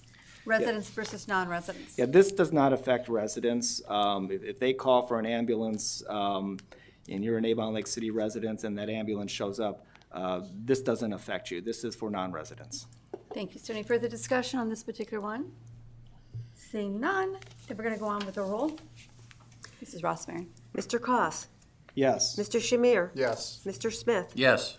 Mr. Zuber? Yes. Mr. Arnold? Yes. Mrs. Fenderbosh? Yes. Ms. Gentry? Yes. It has passed. Mrs. Rossmarin, read by title only, ordinance number 25-83. An ordinance to rezone an 11.8627 acre site at the southeast corner of Walker Road and Avon Belden Road from single-family residence R-1A and general commerce B-2 to multifamily residence R-3 and declaring an emergency. I move for passage of ordinance number 25-83. And in discussion, I'm going to be making a presentation up at the front. Since this is the first time that I am sponsoring this one, and I did not make a presentation before on this particular item.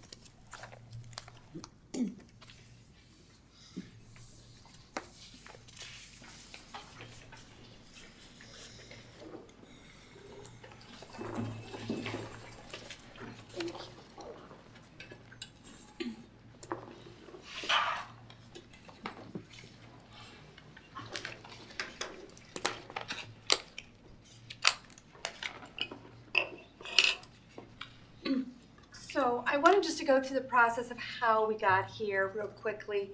Anytime a developer comes before the community development director or his staff, they bring them in and they want to know, what are your plans? What are your thoughts?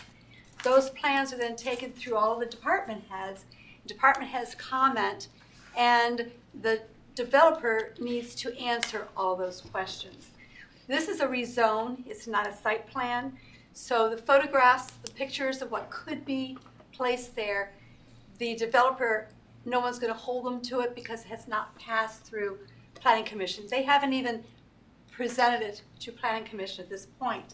They're first waiting, excuse me, to see if the rezone will pass through.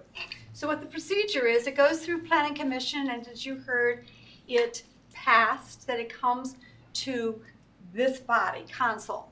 Now, when it was back in Planning Commission, the developer at any point in time could have said, I'm going to withdraw, we're going to tweak it some more, we'll come back. They did not do that. It came through Planning Commission to council. Our job then is to have a public hearing. We have had 3 readings. This is 2 readings. This is a 3rd reading on it.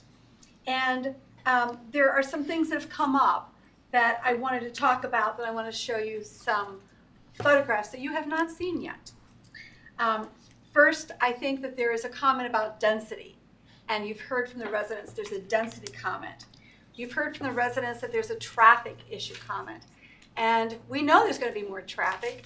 That intersection was meant for traffic. Back when we were going through the comprehensive land use plan, the plans for town centers development, and eventually it would be the landings and the area around there, knew there was going to be traffic coming through there. Just like we know there's going to be more traffic whenever the power plant is developed in some time in the future. There's been comments about the tree canopy and that we're going to be losing trees, and yes, you will be losing trees, that this is a Tree City USA. Tree City USA does not have anything to do with the number of trees within the community. Within the Tree City USA application, there's a couple things that have to happen. The community, the city, has to spend $2 per person for the census. That's the first part. Secondly, there needs to be a management plan, and it needs to show what trees are being pruned, what trees are being taken down, actually removed, before there's ever trees that are planted, and what trees are being planted. There's a community educational component. There is an ordinance review, which we're going through, and you'll be seeing in the next couple months, and a revision of the ordinances. The Tree City Academy, your tree commission members need to go through with the Division of Forestry. It costs about $200 a member to send them through this class. Staff education needs to take place, and high-risk trees need to be identified. That's what makes you a Tree City USA. We've been following those plans. Over the years, Avon Lake has grown, and those plans are there. So now I'd like to talk to you about the comprehensive land use plan. And it is not an ordinance, it is not a law, it is the vision of where we're going in the future. And through that process, you determine what your priority levels are. And as you've heard from many others and from myself, there's focus areas. This happens to be on the focus area. The pictures I'm going to be showing you, you have not seen yet, so I'm going to be showing you in just a moment. And the focus area, it identifies underutilized land or buildings. It shows new opportunities to serve existing neighborhoods and districts. It shows new opportunities to improve community identity and opportunities to create a variety of housing and styles. And this is right from page 72 of the focus area. Town Center, which we know that area as Town Center, is a significant space for Avon Lake. It can serve as a primary hub of culture, entertainment, and function as a true mixed-use district within Town Center. This is not in Town Center. You've heard that from others. And I'm going to show you how this can support Town Center in just a moment. And the vision, as has been described to you on page 75 tonight, the intersection of Avon, Belden, and Walker Roads has the opportunity to transform into a dynamic city center for Avon Lake. And it has a mixture of townhomes and medium to high density residential units would line the back edges of the focus area, providing a currently missing type of housing for the city. Now, this map you have seen. Okay. Walker, 83. And we're talking about this area right here. Okay. I'm going to keep that up here so you can see it at that area, all right? You have seen the outline of the proposed rezone area. Walker Road, 83. The house here said yes, this is the house that's the closest to the entry. They're in favor of it. The home that's here, they're in favor of it. But what you haven't seen is a blow up of this area. This is the first time you're seeing this, a blow up of the area. And when you overlay what we're looking at for rezoning, the only part that's not within that focus group, I'm going to come back here, it's the future land use plan. Future land use plan. The only area is this little sliver that's right here in the driveway. This is what they're looking to put in for a rezone. Now I'm going to leave that up there for just a moment, okay? From an urban planning perspective, this area can be looked at as a transitional zone. Now, what does that mean? Well, there's businesses here, and instead of having a single-family home right next door, you're transitioning into a mixed use.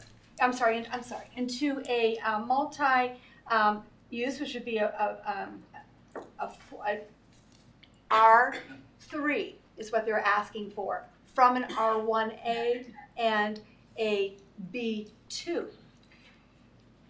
You have commercial that's also up here, which you have seen, and this would be, again, a transition. An area that is a transition zoning type but allows for a natural progression of intensities or uses is called a transitional zone.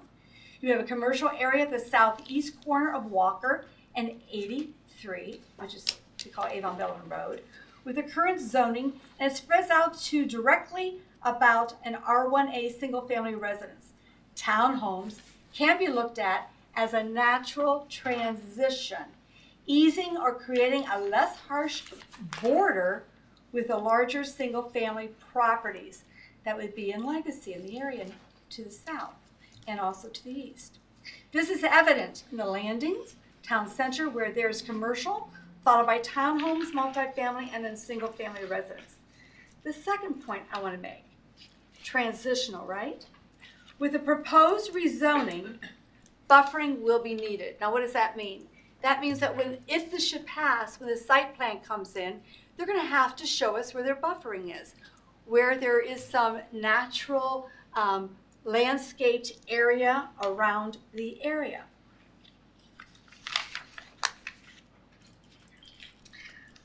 In this area, they have stated that they want to put 73 homes in there. So a R2 has a maximum of 5 homes per acre. This would be 6.16 homes because they have a condition they won't go over 7. In order to do that, they also need to have drainage taken care of. If you take that along with the park that they're thinking of doing, it comes down to be 6.16. That means it's 1 1/10 of a home more than B2. Sandridge has 28 homes.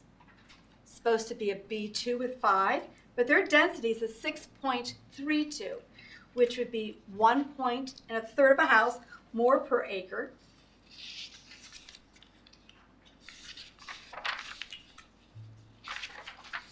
They could have gone up to 12, but the condition they put on said no. And then you went through the review process. And the review process, I don't need to go through it all. We go through it all the time with stormwater and on and on and on with the different amendments. What's important is, what is the next step? What is the next step is that City Council has a responsibility. You either adopt it with a modification, or you deny it. Now, the action only requires a vote of a simple majority. There's 7 of us, which means a 4-3 would be a simple majority. We've talked about traffic. Not only do they perform their own traffic study, but it went to our city engineer, who sent it out for additional traffic studies. And the traffic study showed that the road, the street, the way that it's built is going to contain the additional growth. Now, there's not going to be a bell ring that says that all the people are going to leave their homes at one time and return to their homes at one time. Some people believe that this housing is being targeted to senior citizens, or to what they call the active, mature individual. It can also be marketed to the professional, to the single professional who flies out 2 weeks out of the month, they're gone, they come back in, they're close, they can walk to the landings, they can walk over to town center for the items that they need. What I wanted to bring to your attention, based on what the community has stated, is that we've talked about density, we've talked about traffic, and we've talked about the tree canopy.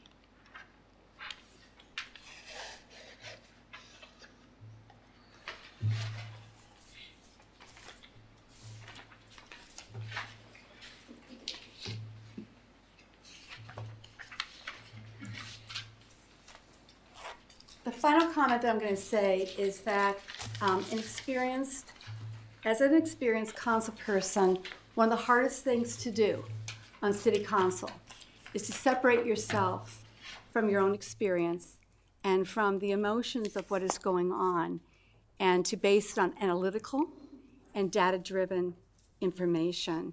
And that's one of the hardest things that we all have to do. Any further comments on this particular item? Yes, sir, Mr. Shamir.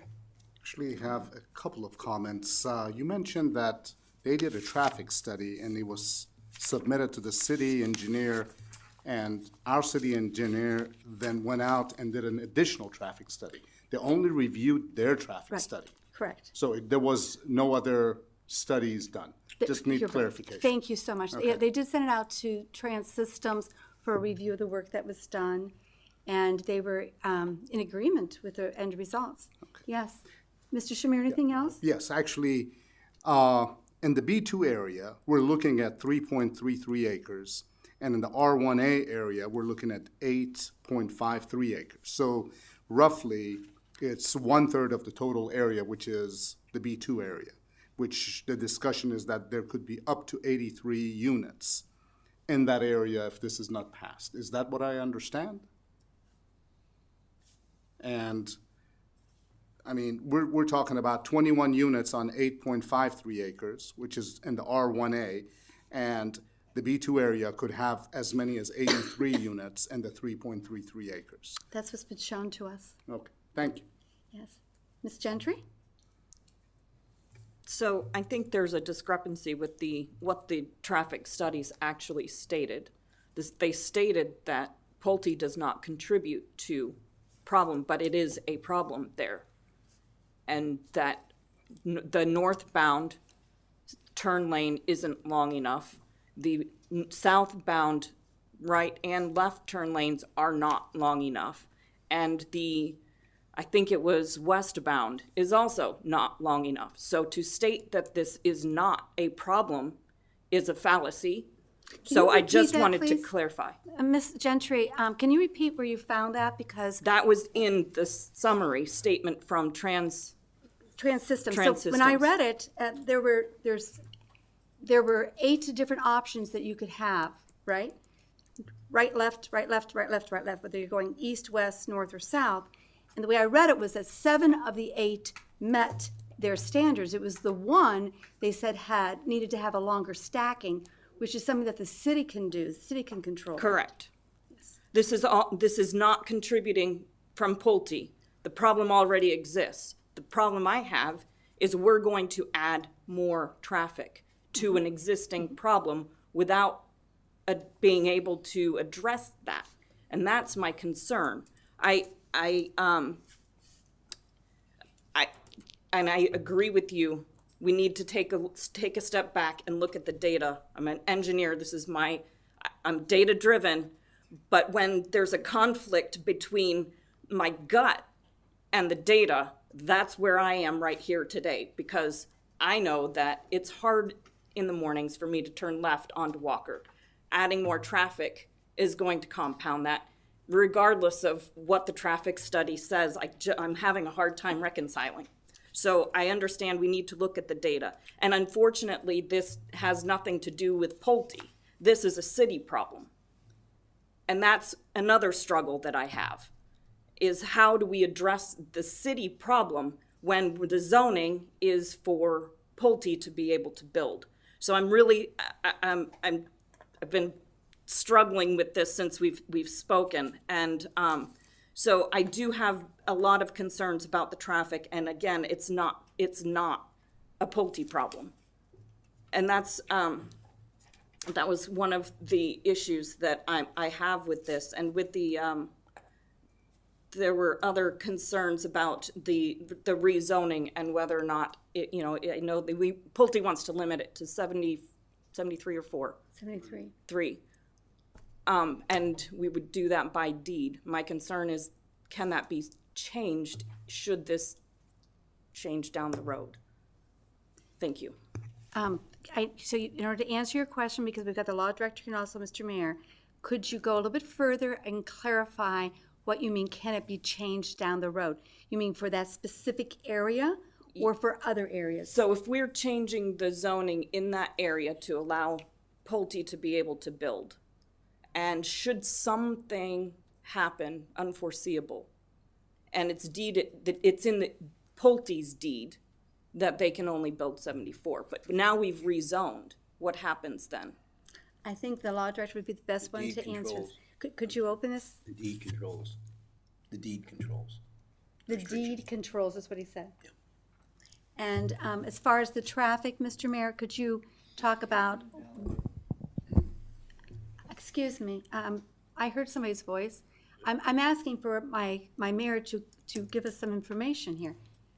Go ahead, Mr. Mayor. Specifically as it relates to the traffic? Yes, sir. The existing Sure. situation shows that there is a need by the city to give a longer stack as you're going north. Northbound left turn lane needs to Correct. be longer. So the traffic situation there, it is our busiest intersection, and as we know, some intersection has to be the busiest in the city, and it's no surprise that that's it.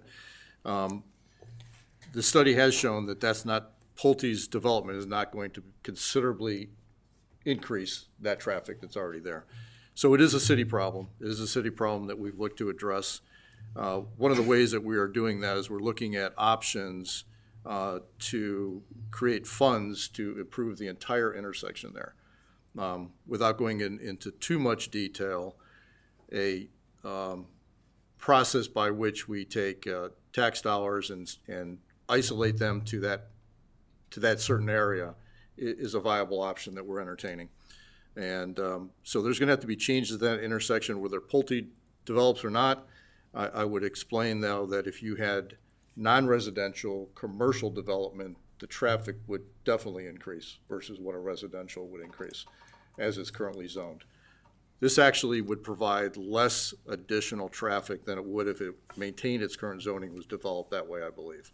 So we're actually going to be seeing less traffic here. That doesn't change the fact that we have to do something with that intersection. And we have been looking at that and options to fund those changes. And it's not cheap, I will tell you that. I would also add again that Pulte has offered to help with the left-hand turn lane for their property. Extending the current turn lane can be engineered relatively easily.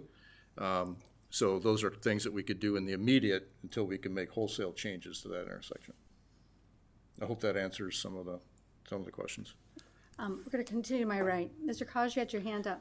Yeah, thank you. I have a couple of questions, and if you could just bear with me, I have a few things. My first question is, the majority of this is currently zoned R1A. Either Mrs. Fenderbosch or Mr. Ebert, could you describe what R1A is, just kind of in general terms? I think I put my papers away. I'd be happy to give you that explanation. I believe I have it right in front of me. So I can read it from the codes. I don't have to give it to you. Thank I you. know that R1A is smaller, more dense. It's like 12,000 square feet versus in R1, which would be 15,000 square feet. And the rest of it, Mr. Cos, I need to look up. It'll be right in a moment. Well, I mean, I Yeah, guess. Here it is. Okay. I have it. Okay. R1A residence provides areas for slightly higher density, single-family development with a minimum lot size of 12,000 square feet, primarily located in already platted but underdeveloped portions of the city. The district permits as a conditional use various single-family arrangements in PUDs.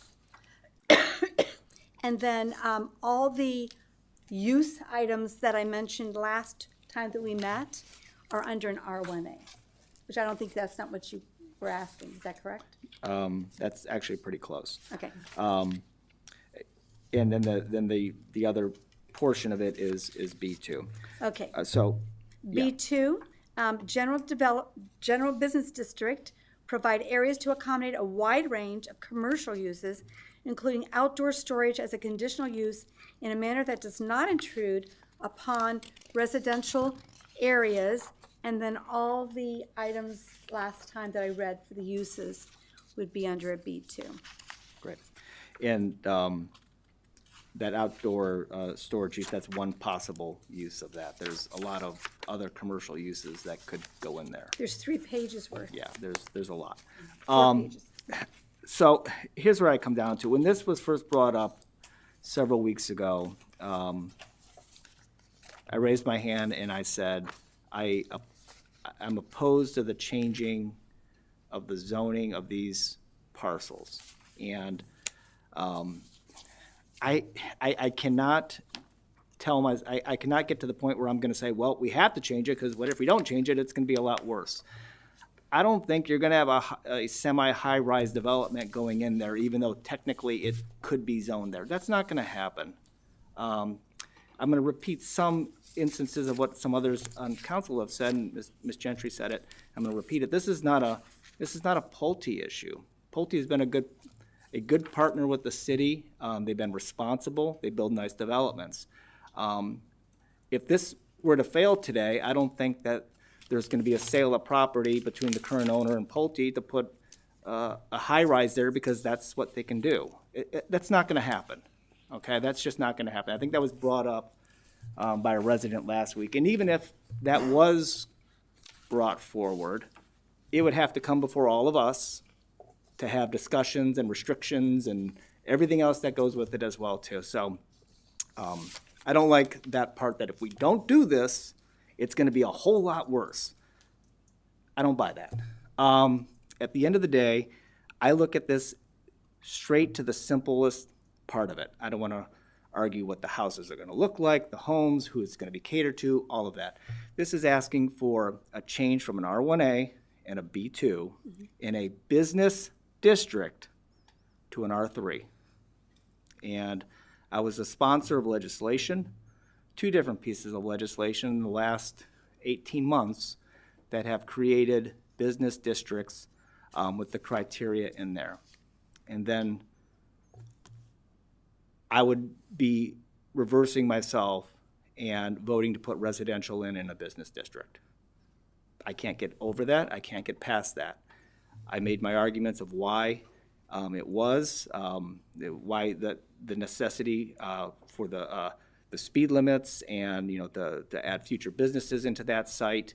But that's what it is. It's a business district by ordinance. So if a business goes in there and it brings more traffic, well, I mean, that's a business district. And as we're talking about, we're looking at ways to, regardless of whether or not this passes or not, to work with that intersection.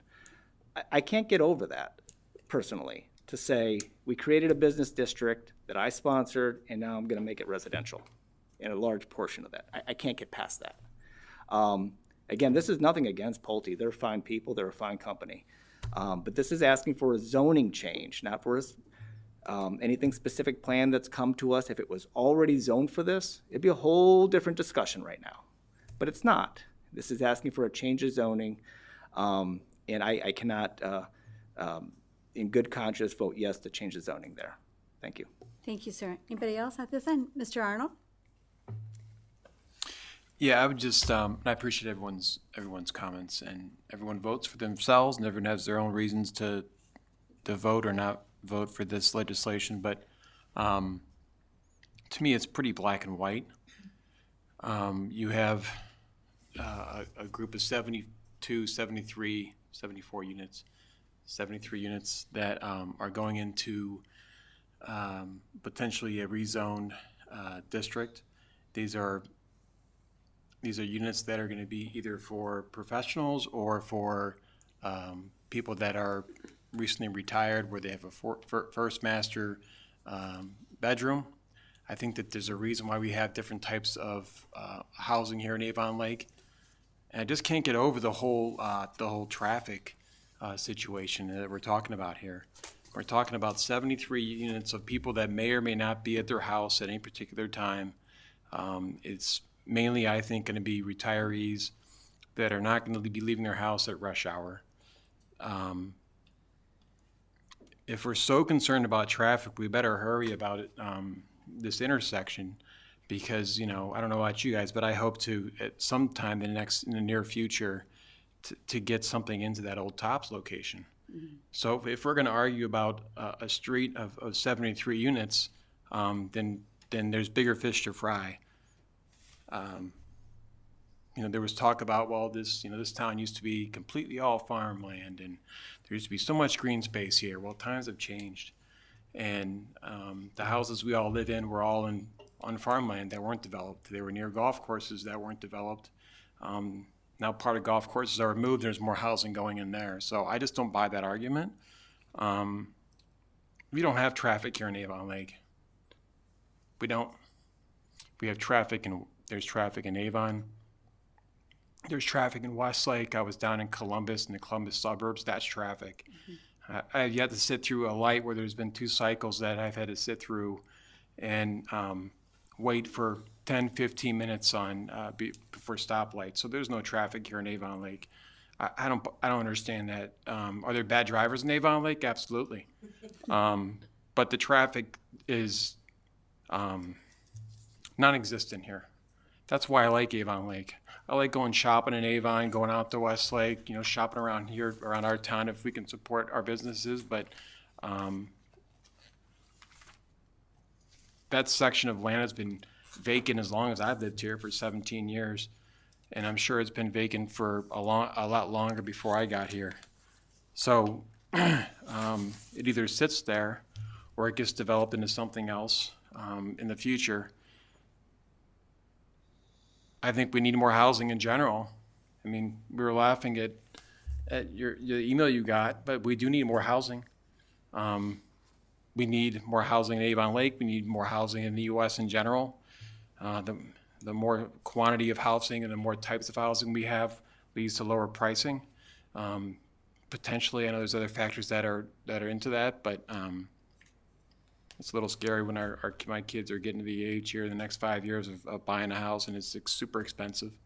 But all these factors are the reason why I'm going to support this. I just don't buy into the fact that just because we have one more street in Avon Lake, it's going to create massive traffic.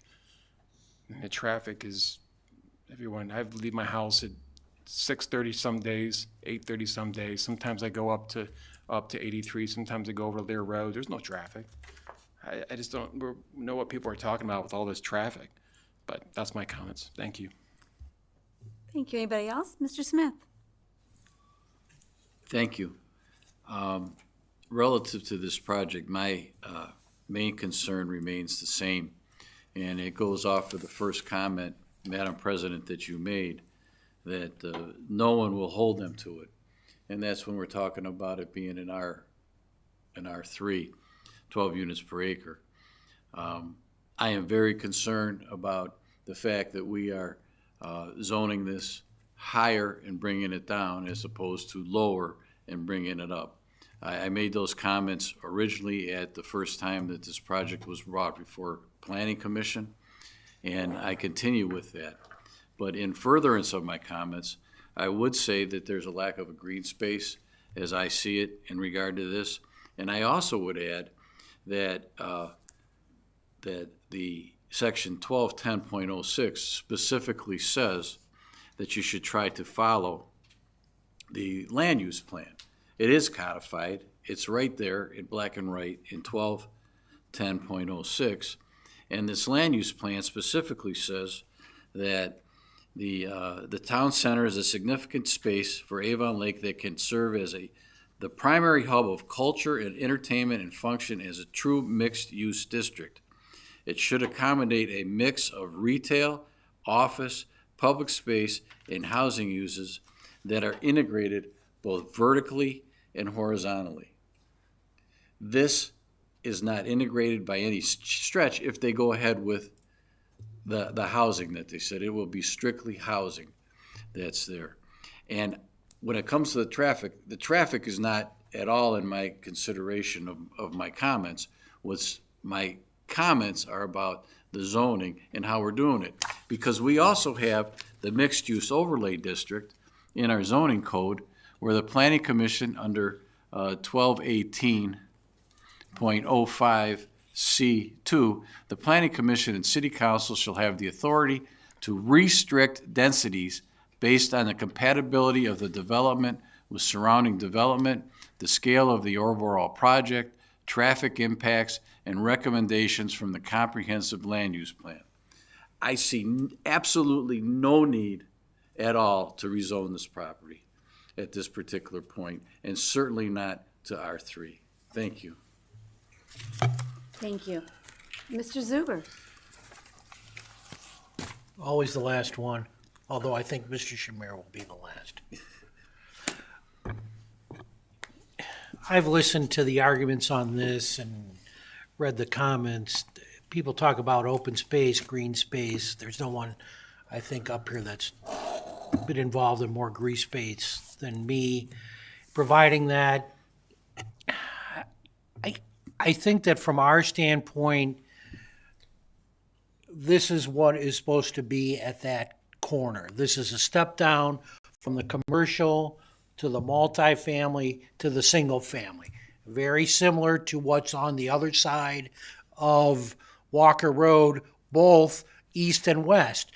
You have the business district, then you have the condos, then you have the single family.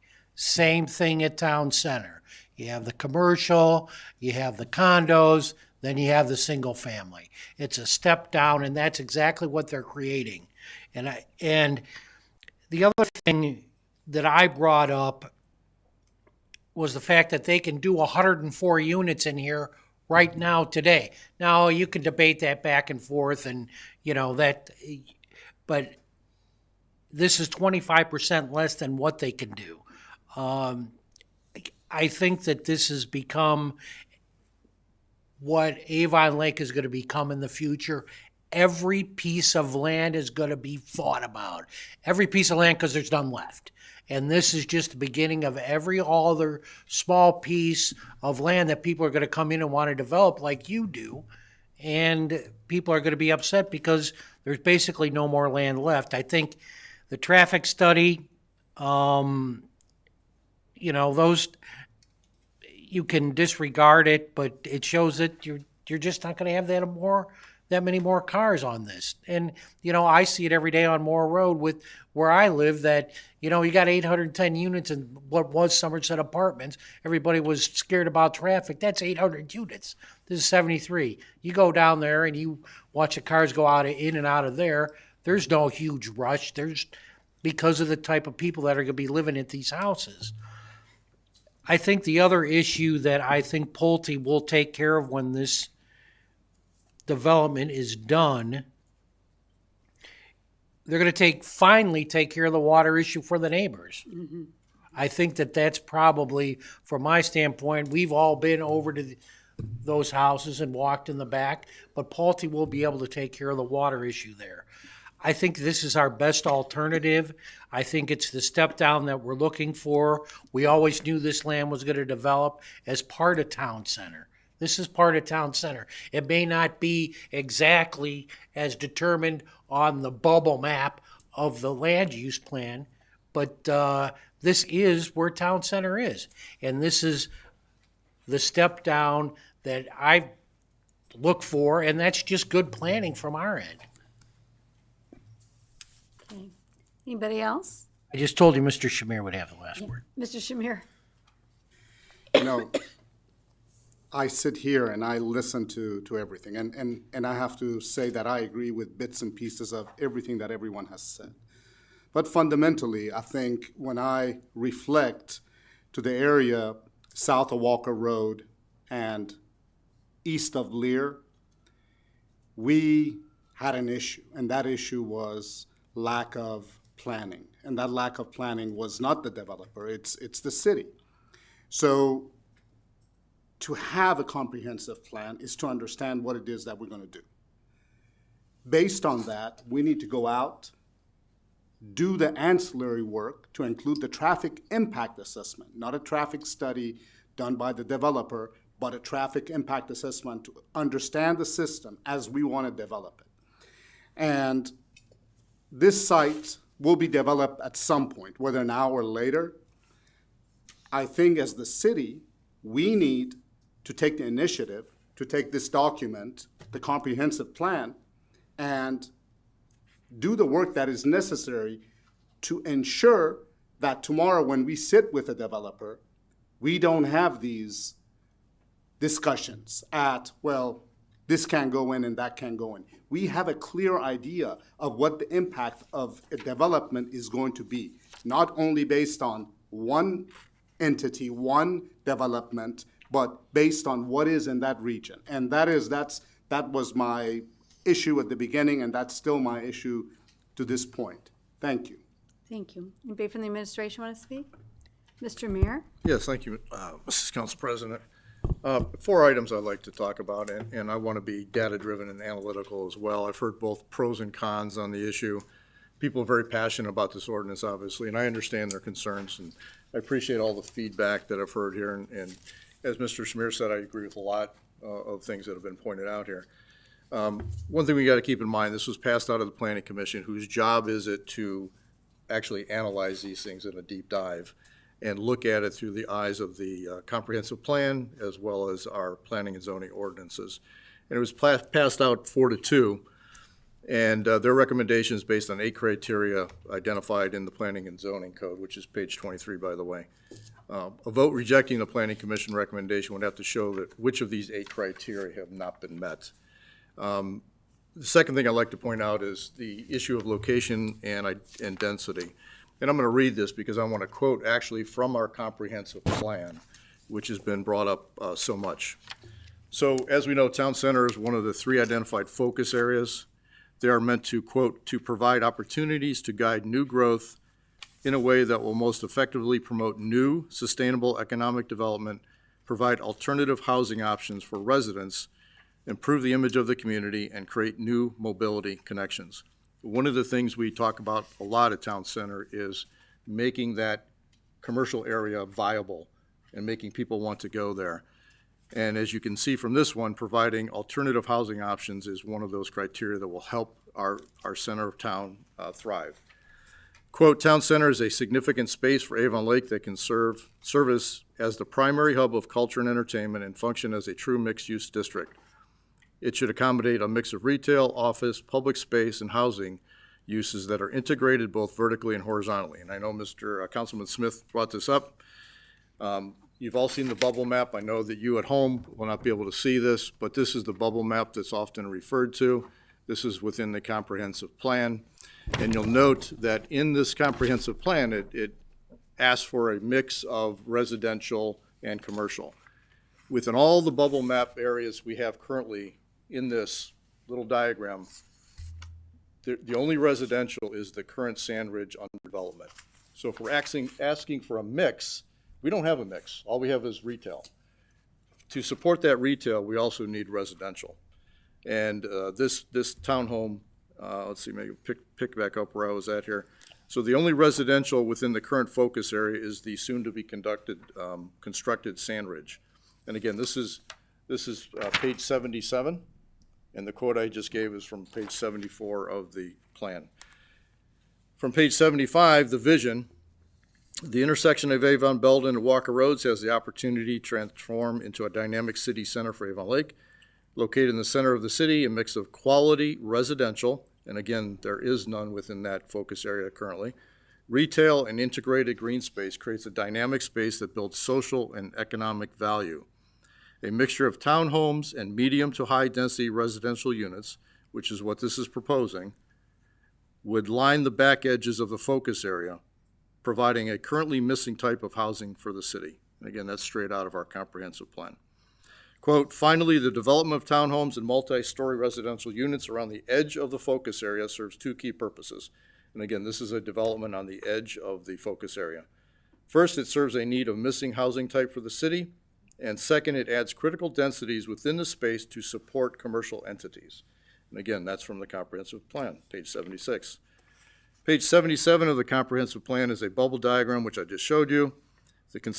This is a conceptual diagram, shows areas of mixed use, but in our current state, these are all commercial areas. Even though the concept identifies areas, some of these are residential, some are mixed use all around here, these are current businesses that have been long-standing. The chance of those being removed and adding housing to those is very unlikely at this point.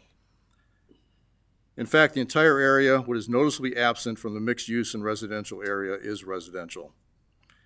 Just as Sandridge is a transition between commercial and single-family housing, so would Harbor Crest be the transition east of 83 and south of Walker between commercial and single-family housing. Other housing densities surrounding Town Center are these.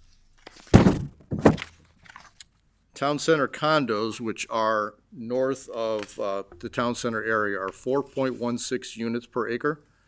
The Landings condos are 11.02 units per acre. Sandridge is 6.32 units per acre. Proposed density of Harbor Crest as an R3 under this would be up to 12 units per acre. However, Pulte is asking for this development to be restricted to 6.15 units per acre, which is lower than two others that surround our current Town Center area. We've talked extensively about traffic. Obviously, there was a study done. It included Sandridge, was reviewed by our traffic people, and they supported the findings of that. Does that mean that we don't need to do improvements? I absolutely think we do, and I think Councilwoman Gentry pointed out that this is a problem in that area. Do I think the traffic is overwhelming? I do not. I've lived here my whole life. It has increased. I've never had to wait for a light at 83 and Walker, but I understand that's going to increase. I would add, too, that as Mr. Arnold stated, we want a grocery store at Town Center. That's going to bring traffic. This development is not going to bring traffic. That's going to bring traffic, and I think we all want to see that, right?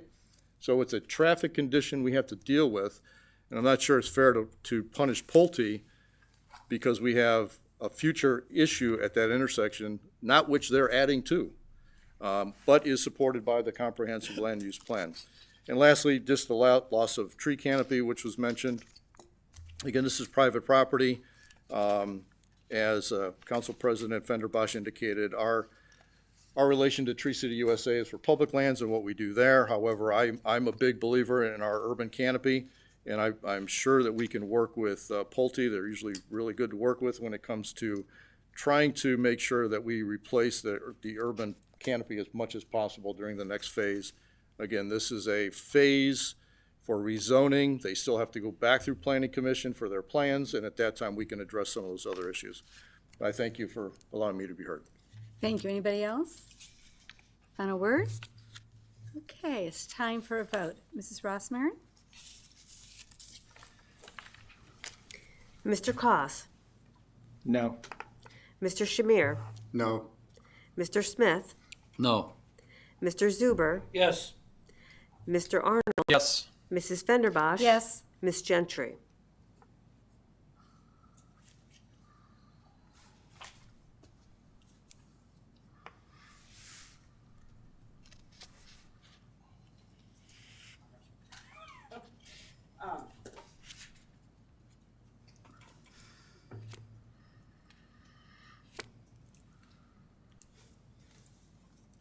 I know we can't comment, so I'm gonna go yes. Okay, it has passed 4-3. Thank you. We're going to move on now to the second readings. Ordinance number 25-86. Mrs. Rossmarin, read by title only. An ordinance adopting a job description for the position of professional engineer in Avon Lake Regional Water and establishing the qualifications and duties for said position. Mr. Smith? Thank you. This is the second reading of an ordinance for job descriptions for the Utilities Department. And any further discussion, Mr. Smith? No. Okay. Anybody have any questions for Mr. Smith? Any further comments on this? Okay, we'll move along then to ordinance number 25-87. Mrs. Rossmarin, read by title only. An ordinance adopting a job description for the position of senior professional engineer in Avon Lake Regional Water and establishing the qualifications and duties for said position. Mr. Smith? Thank you. This is the second reading. This again is another job description that Utilities Department asked us to send over regarding a position of a senior professional engineer. Thank you. Any further discussion by anyone? Seeing none, we're going to go on to ordinance number 25-88. Mrs. Rossmarin, read by title only. An ordinance adopting a job description for the position of Business Development Director in Avon Lake Regional Water and establishing the qualifications and duties for said position. Mr. Smith. Thank you. This is the second reading. Again, this is a job description sent over to us from the Utilities Department. Any further discussion from my colleagues? Seeing none, we will go on then to ordinance number 25-89. Mrs. Rossmarin, read by title only. An ordinance fixing compensation ranges for Avon Lake Regional Water non-bargaining positions, repealing ordinance number 23-193 and declaring an emergency. Mr. Smith. Thank you. This is an ordinance similar to what we're going to be seeing that was discussed at HR today relative to non-bargaining position compensation ranges at the Utilities Department. It is set forth as an emergency, so on the third reading, if passed without a dissenting vote of council, it will go into effect immediately. Thank you. Any further discussion on this particular one? Seeing none, we're going to go to the first readings. Ordinance number 25-98. Mrs. Rossmarin, please read by title only. I have it mixed up, excuse me. An ordinance authorizing the mayor to execute a personal services agreement with Simvey Systems, LLC, for enterprise cyber risk management services and declaring an emergency. Mr. Shamir. Yes, this is the first of three readings on ordinance 2598, which is a cybersecurity management contract with Simway in the amount of $18,000 per year. Thank you. Any further discussion by my colleagues? Okay, we will go on then. Thank you. And your intention is to have how many readings, sir? 3 readings. Thank you, sir.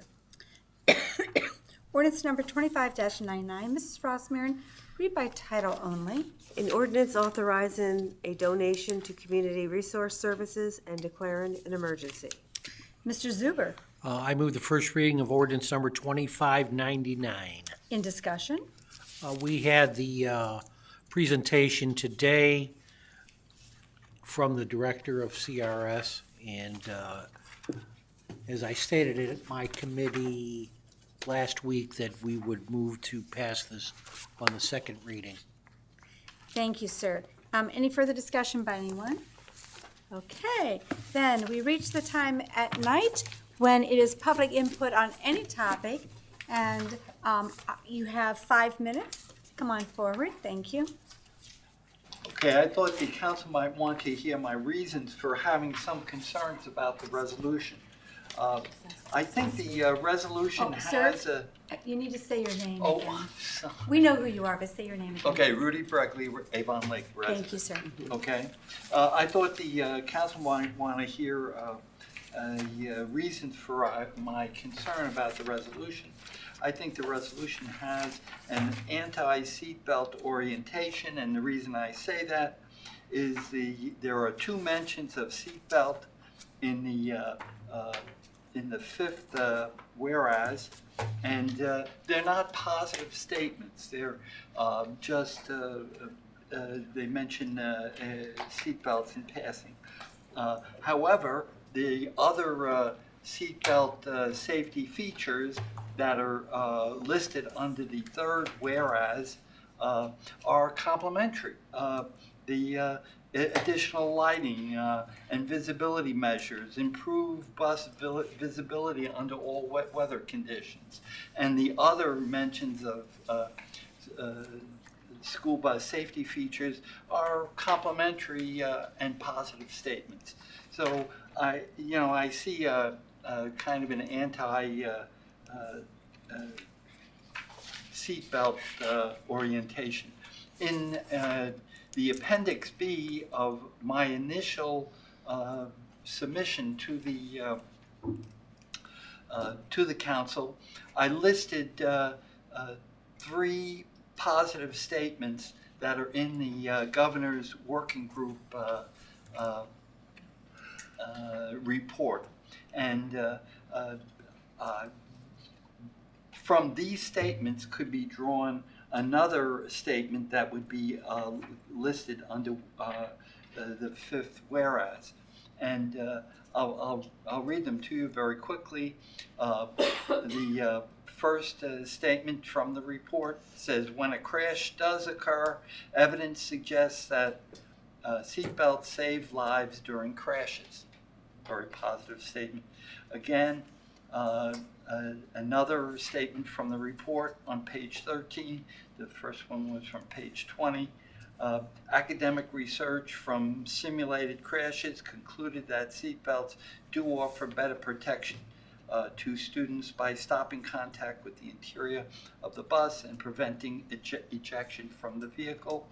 And the third statement from page 14 says intrinsic evidence from peer-reviewed research and simulated school bus crashes supports the position that seatbelts make school buses safer for passengers in the event of a serious crash. So that's the kind of positive statement that I was talking about, whereas the fifth whereas that refers to seatbelts says House Bill 3 does not mandate the installation of seatbelts on school buses, instead allowing local school districts to determine the necessity and practicality of seatbelts based upon their unique needs and circumstances.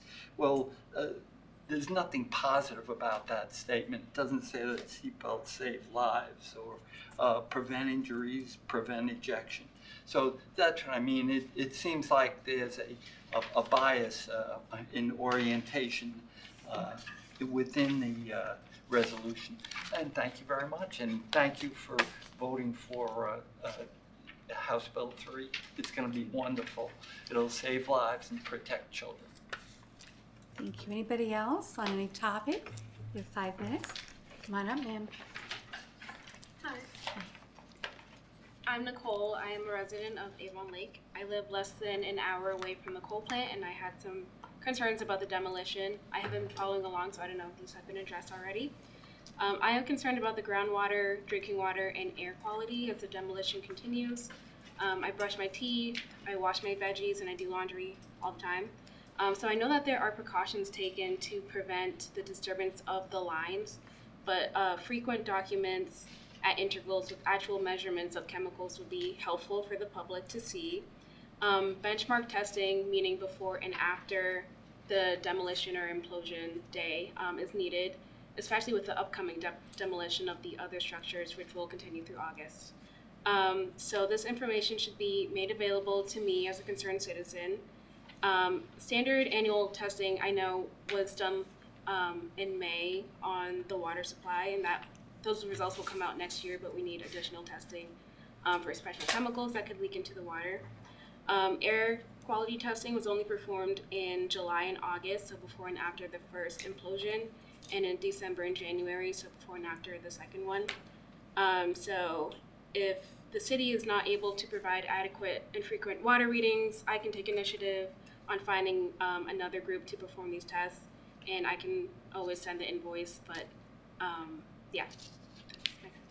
And I will also attend the utilities board meetings and other meetings as well. Could we have the spelling of your last name, please? AMPOFO. Thank you very much for coming forward. Excuse me. Could you take that card? Yeah. And then we can have a conversation. Thank you. Anybody else on any topic?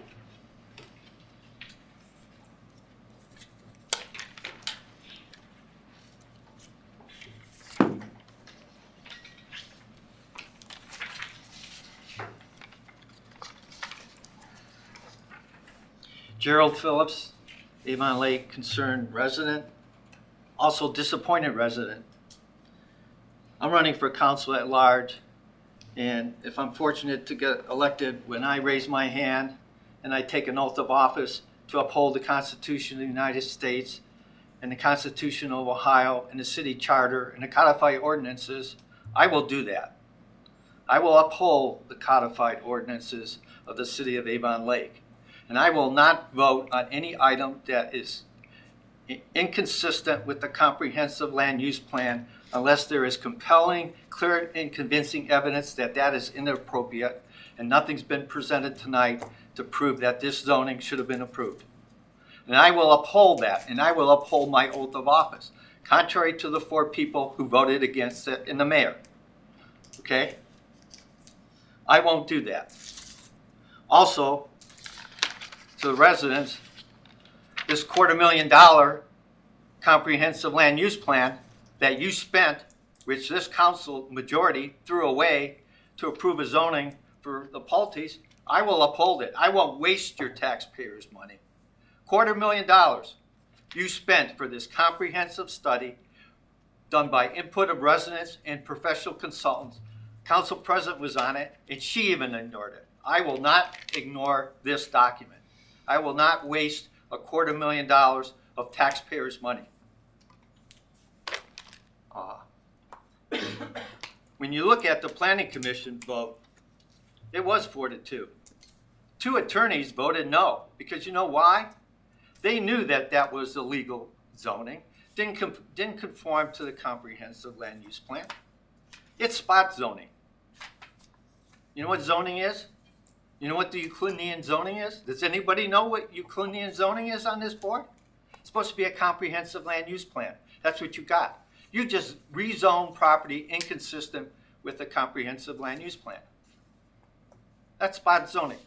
Also, it's contract zoning. You put conditions on it. You put deed restrictions. You made a deal with the developer and say, we'll give you this zoning, quid pro quo, we'll lower the density. That's contract zoning. You're going to do the same thing with the Avon Lake Power Plant.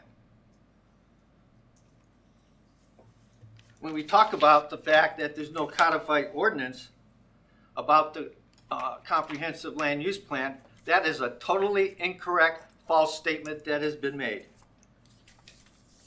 Councilman Smith quoted 121006, which clearly indicated, and the title of that is Comprehensive Land Use Plan and Other City Plans. You adopted it by that section, and any statement to the contrary is false. So if you go contradiction of 21006, you violated a codified ordinance. The administration enforcement amendment of this code, rezoning, shall be consistent with the most recently adopted version of the comprehensive land use plan, as amended. You didn't comply with it. Let's look at 121001 purpose. Okay, A, is the purpose of this planning and zoning code to promote and protect the public health, safety, comfort, convenience, and general welfare of the people. Establishment of minimum regulations. Furthermore, the more specific purpose of this planning code is specific purpose to implement the City of Avon Lake Comprehensive Land Use Plan. To say that there's no ordinance, there's nothing talking about it, is just outright false. We can go to 21805A1, which Mr. Smith pointed out earlier when he indicated he was going to vote no. It talks about the mixed-use development standards, where it says that the design of any development under the MUO district should reflect the mixed-use recommendations of the comprehensive land use plan. You just voted against it, and I'm not going to regurgitate all those things that you ignored, but you, again, failed to do the comprehensive land use plan. I won't. I will follow it, okay? And let's talk about a last subject. Ted Esborn should be fired. On Thursday, I asked for the Pulte file. I still don't have it. I needed it to review it and to go over it in the comment. He denied my right to criticize it. There is absolutely, positively no reason that file shouldn't be readily available. Somebody asked for it and pick it up. If he can't have it readily available, fire him. Anybody else want to come forward? 5 minutes.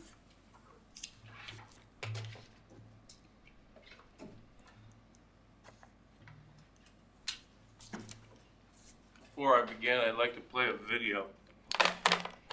No, sir. You got to play one, why can't I? I did not play a video. Well, you put up whatever on the machine. I'm not put up elected pictures. official, sir, and I was making a presentation. Not a very good one. Let's go along with that. One that should definitely not be in your position. This is similar, William Zimmerman. This is similar to the animal clinic. You guys didn't want to put in parking lot where they put it in eventually. You wanted to have the people at Smuggler's Cove. We had to have 70 to 80 people coming here to fight about it. You were on the planning committee then. You voted to move that along, just like he voted to move this along. Yours was overturned, as it should have been. And the ordinance that I was referring to was 12-1006.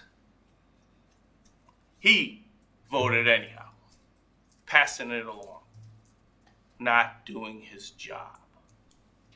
Malfeasance.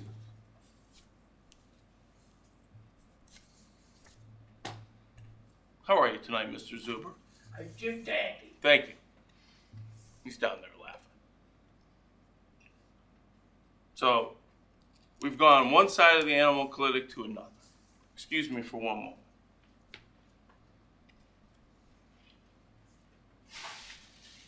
Brought you all a present. This is what was left in my mailbox. It's coal from the ALERG property that was sold to Avon Lake Regional Water. It's full of coal. That field was never remediated. It was grass planted over the top. I bet if you went over there, we could find enough to light up the whole city. Just to make sure you believe what I'm showing, since you hear it in the bag.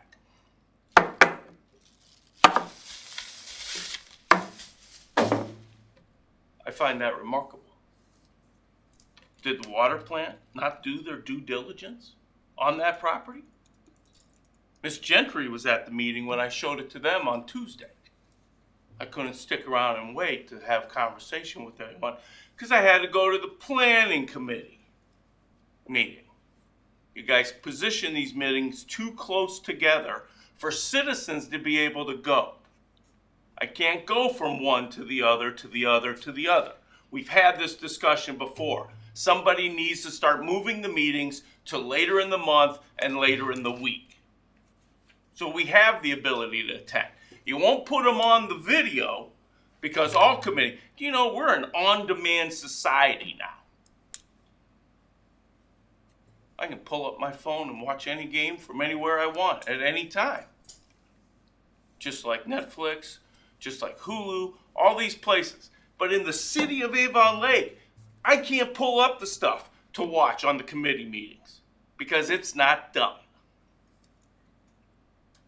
More people would have information and be able to speak intelligently and have conversation about the stuff in the committee meetings if it was recorded. And again, I'll make that complaint over and over because it doesn't benefit the way we live our lives now. It's totally different. People don't make time to come here. They make time to watch the shows when they want to watch it. This would be an opportunity to fulfill that. I don't understand why we can't move to the 21st century. My kids spend more times on videos, on different manipulating machinery that I think is a waste of time. But from my standpoint, this is an opportunity to get it right, to inform all the citizens of the city, and we would be able to do that if we videotape the committee meetings, because they could pull it up at their speed, at their time, on their demand. I think that's something we're missing. I don't care about traffic. Obviously, you've never gone down 83 at 5 o'clock coming from Avon. You can run through 2 or 3 cycles of lights. I've had it happen. I don't think we're moving in the right direction. We need to rethink things. This place is still so corrupt, it's ridiculous. I can't stand living here. I can't wait till I can get out. Anybody else want to come forward on any topic tonight? Okay, seeing none, we're now going to move over to miscellaneous business announcements. Council members? Anybody have anything? Okay, I see, Mr. Mayor, your hand's up. May I respond to a comment made earlier about my participation on the planning commission? Absolutely. So according to section 41 of the city charter, it requires the mayor to be on planning commission. I know there was an allegation made that it's a conflict of interest. It's actually within our charter. So I wanted to point that out. And regarding the Ted Esborn file, we responded to Mr. Phillips immediately. He got half the request. The other half, we informed him that the file was too voluminous to copy, that our records person was not available on Friday afternoon or Monday morning, and to make an appointment on Tuesday to view the file. So I just want to make those points. Thank you. Anybody else? Okay, Mr. Cos, I'm in need of having a motion to adjourn. So moved. Thank you. The roll, Mrs. Mr. Cos? Yes. Mr. Shamir? Yes. Mr. Smith? Yes. Mr. Zuber? Yes. Mr. Arnold? Yes. Mrs. Fenderbosh? Yes. Ms. Gentry? Yes. Thank you.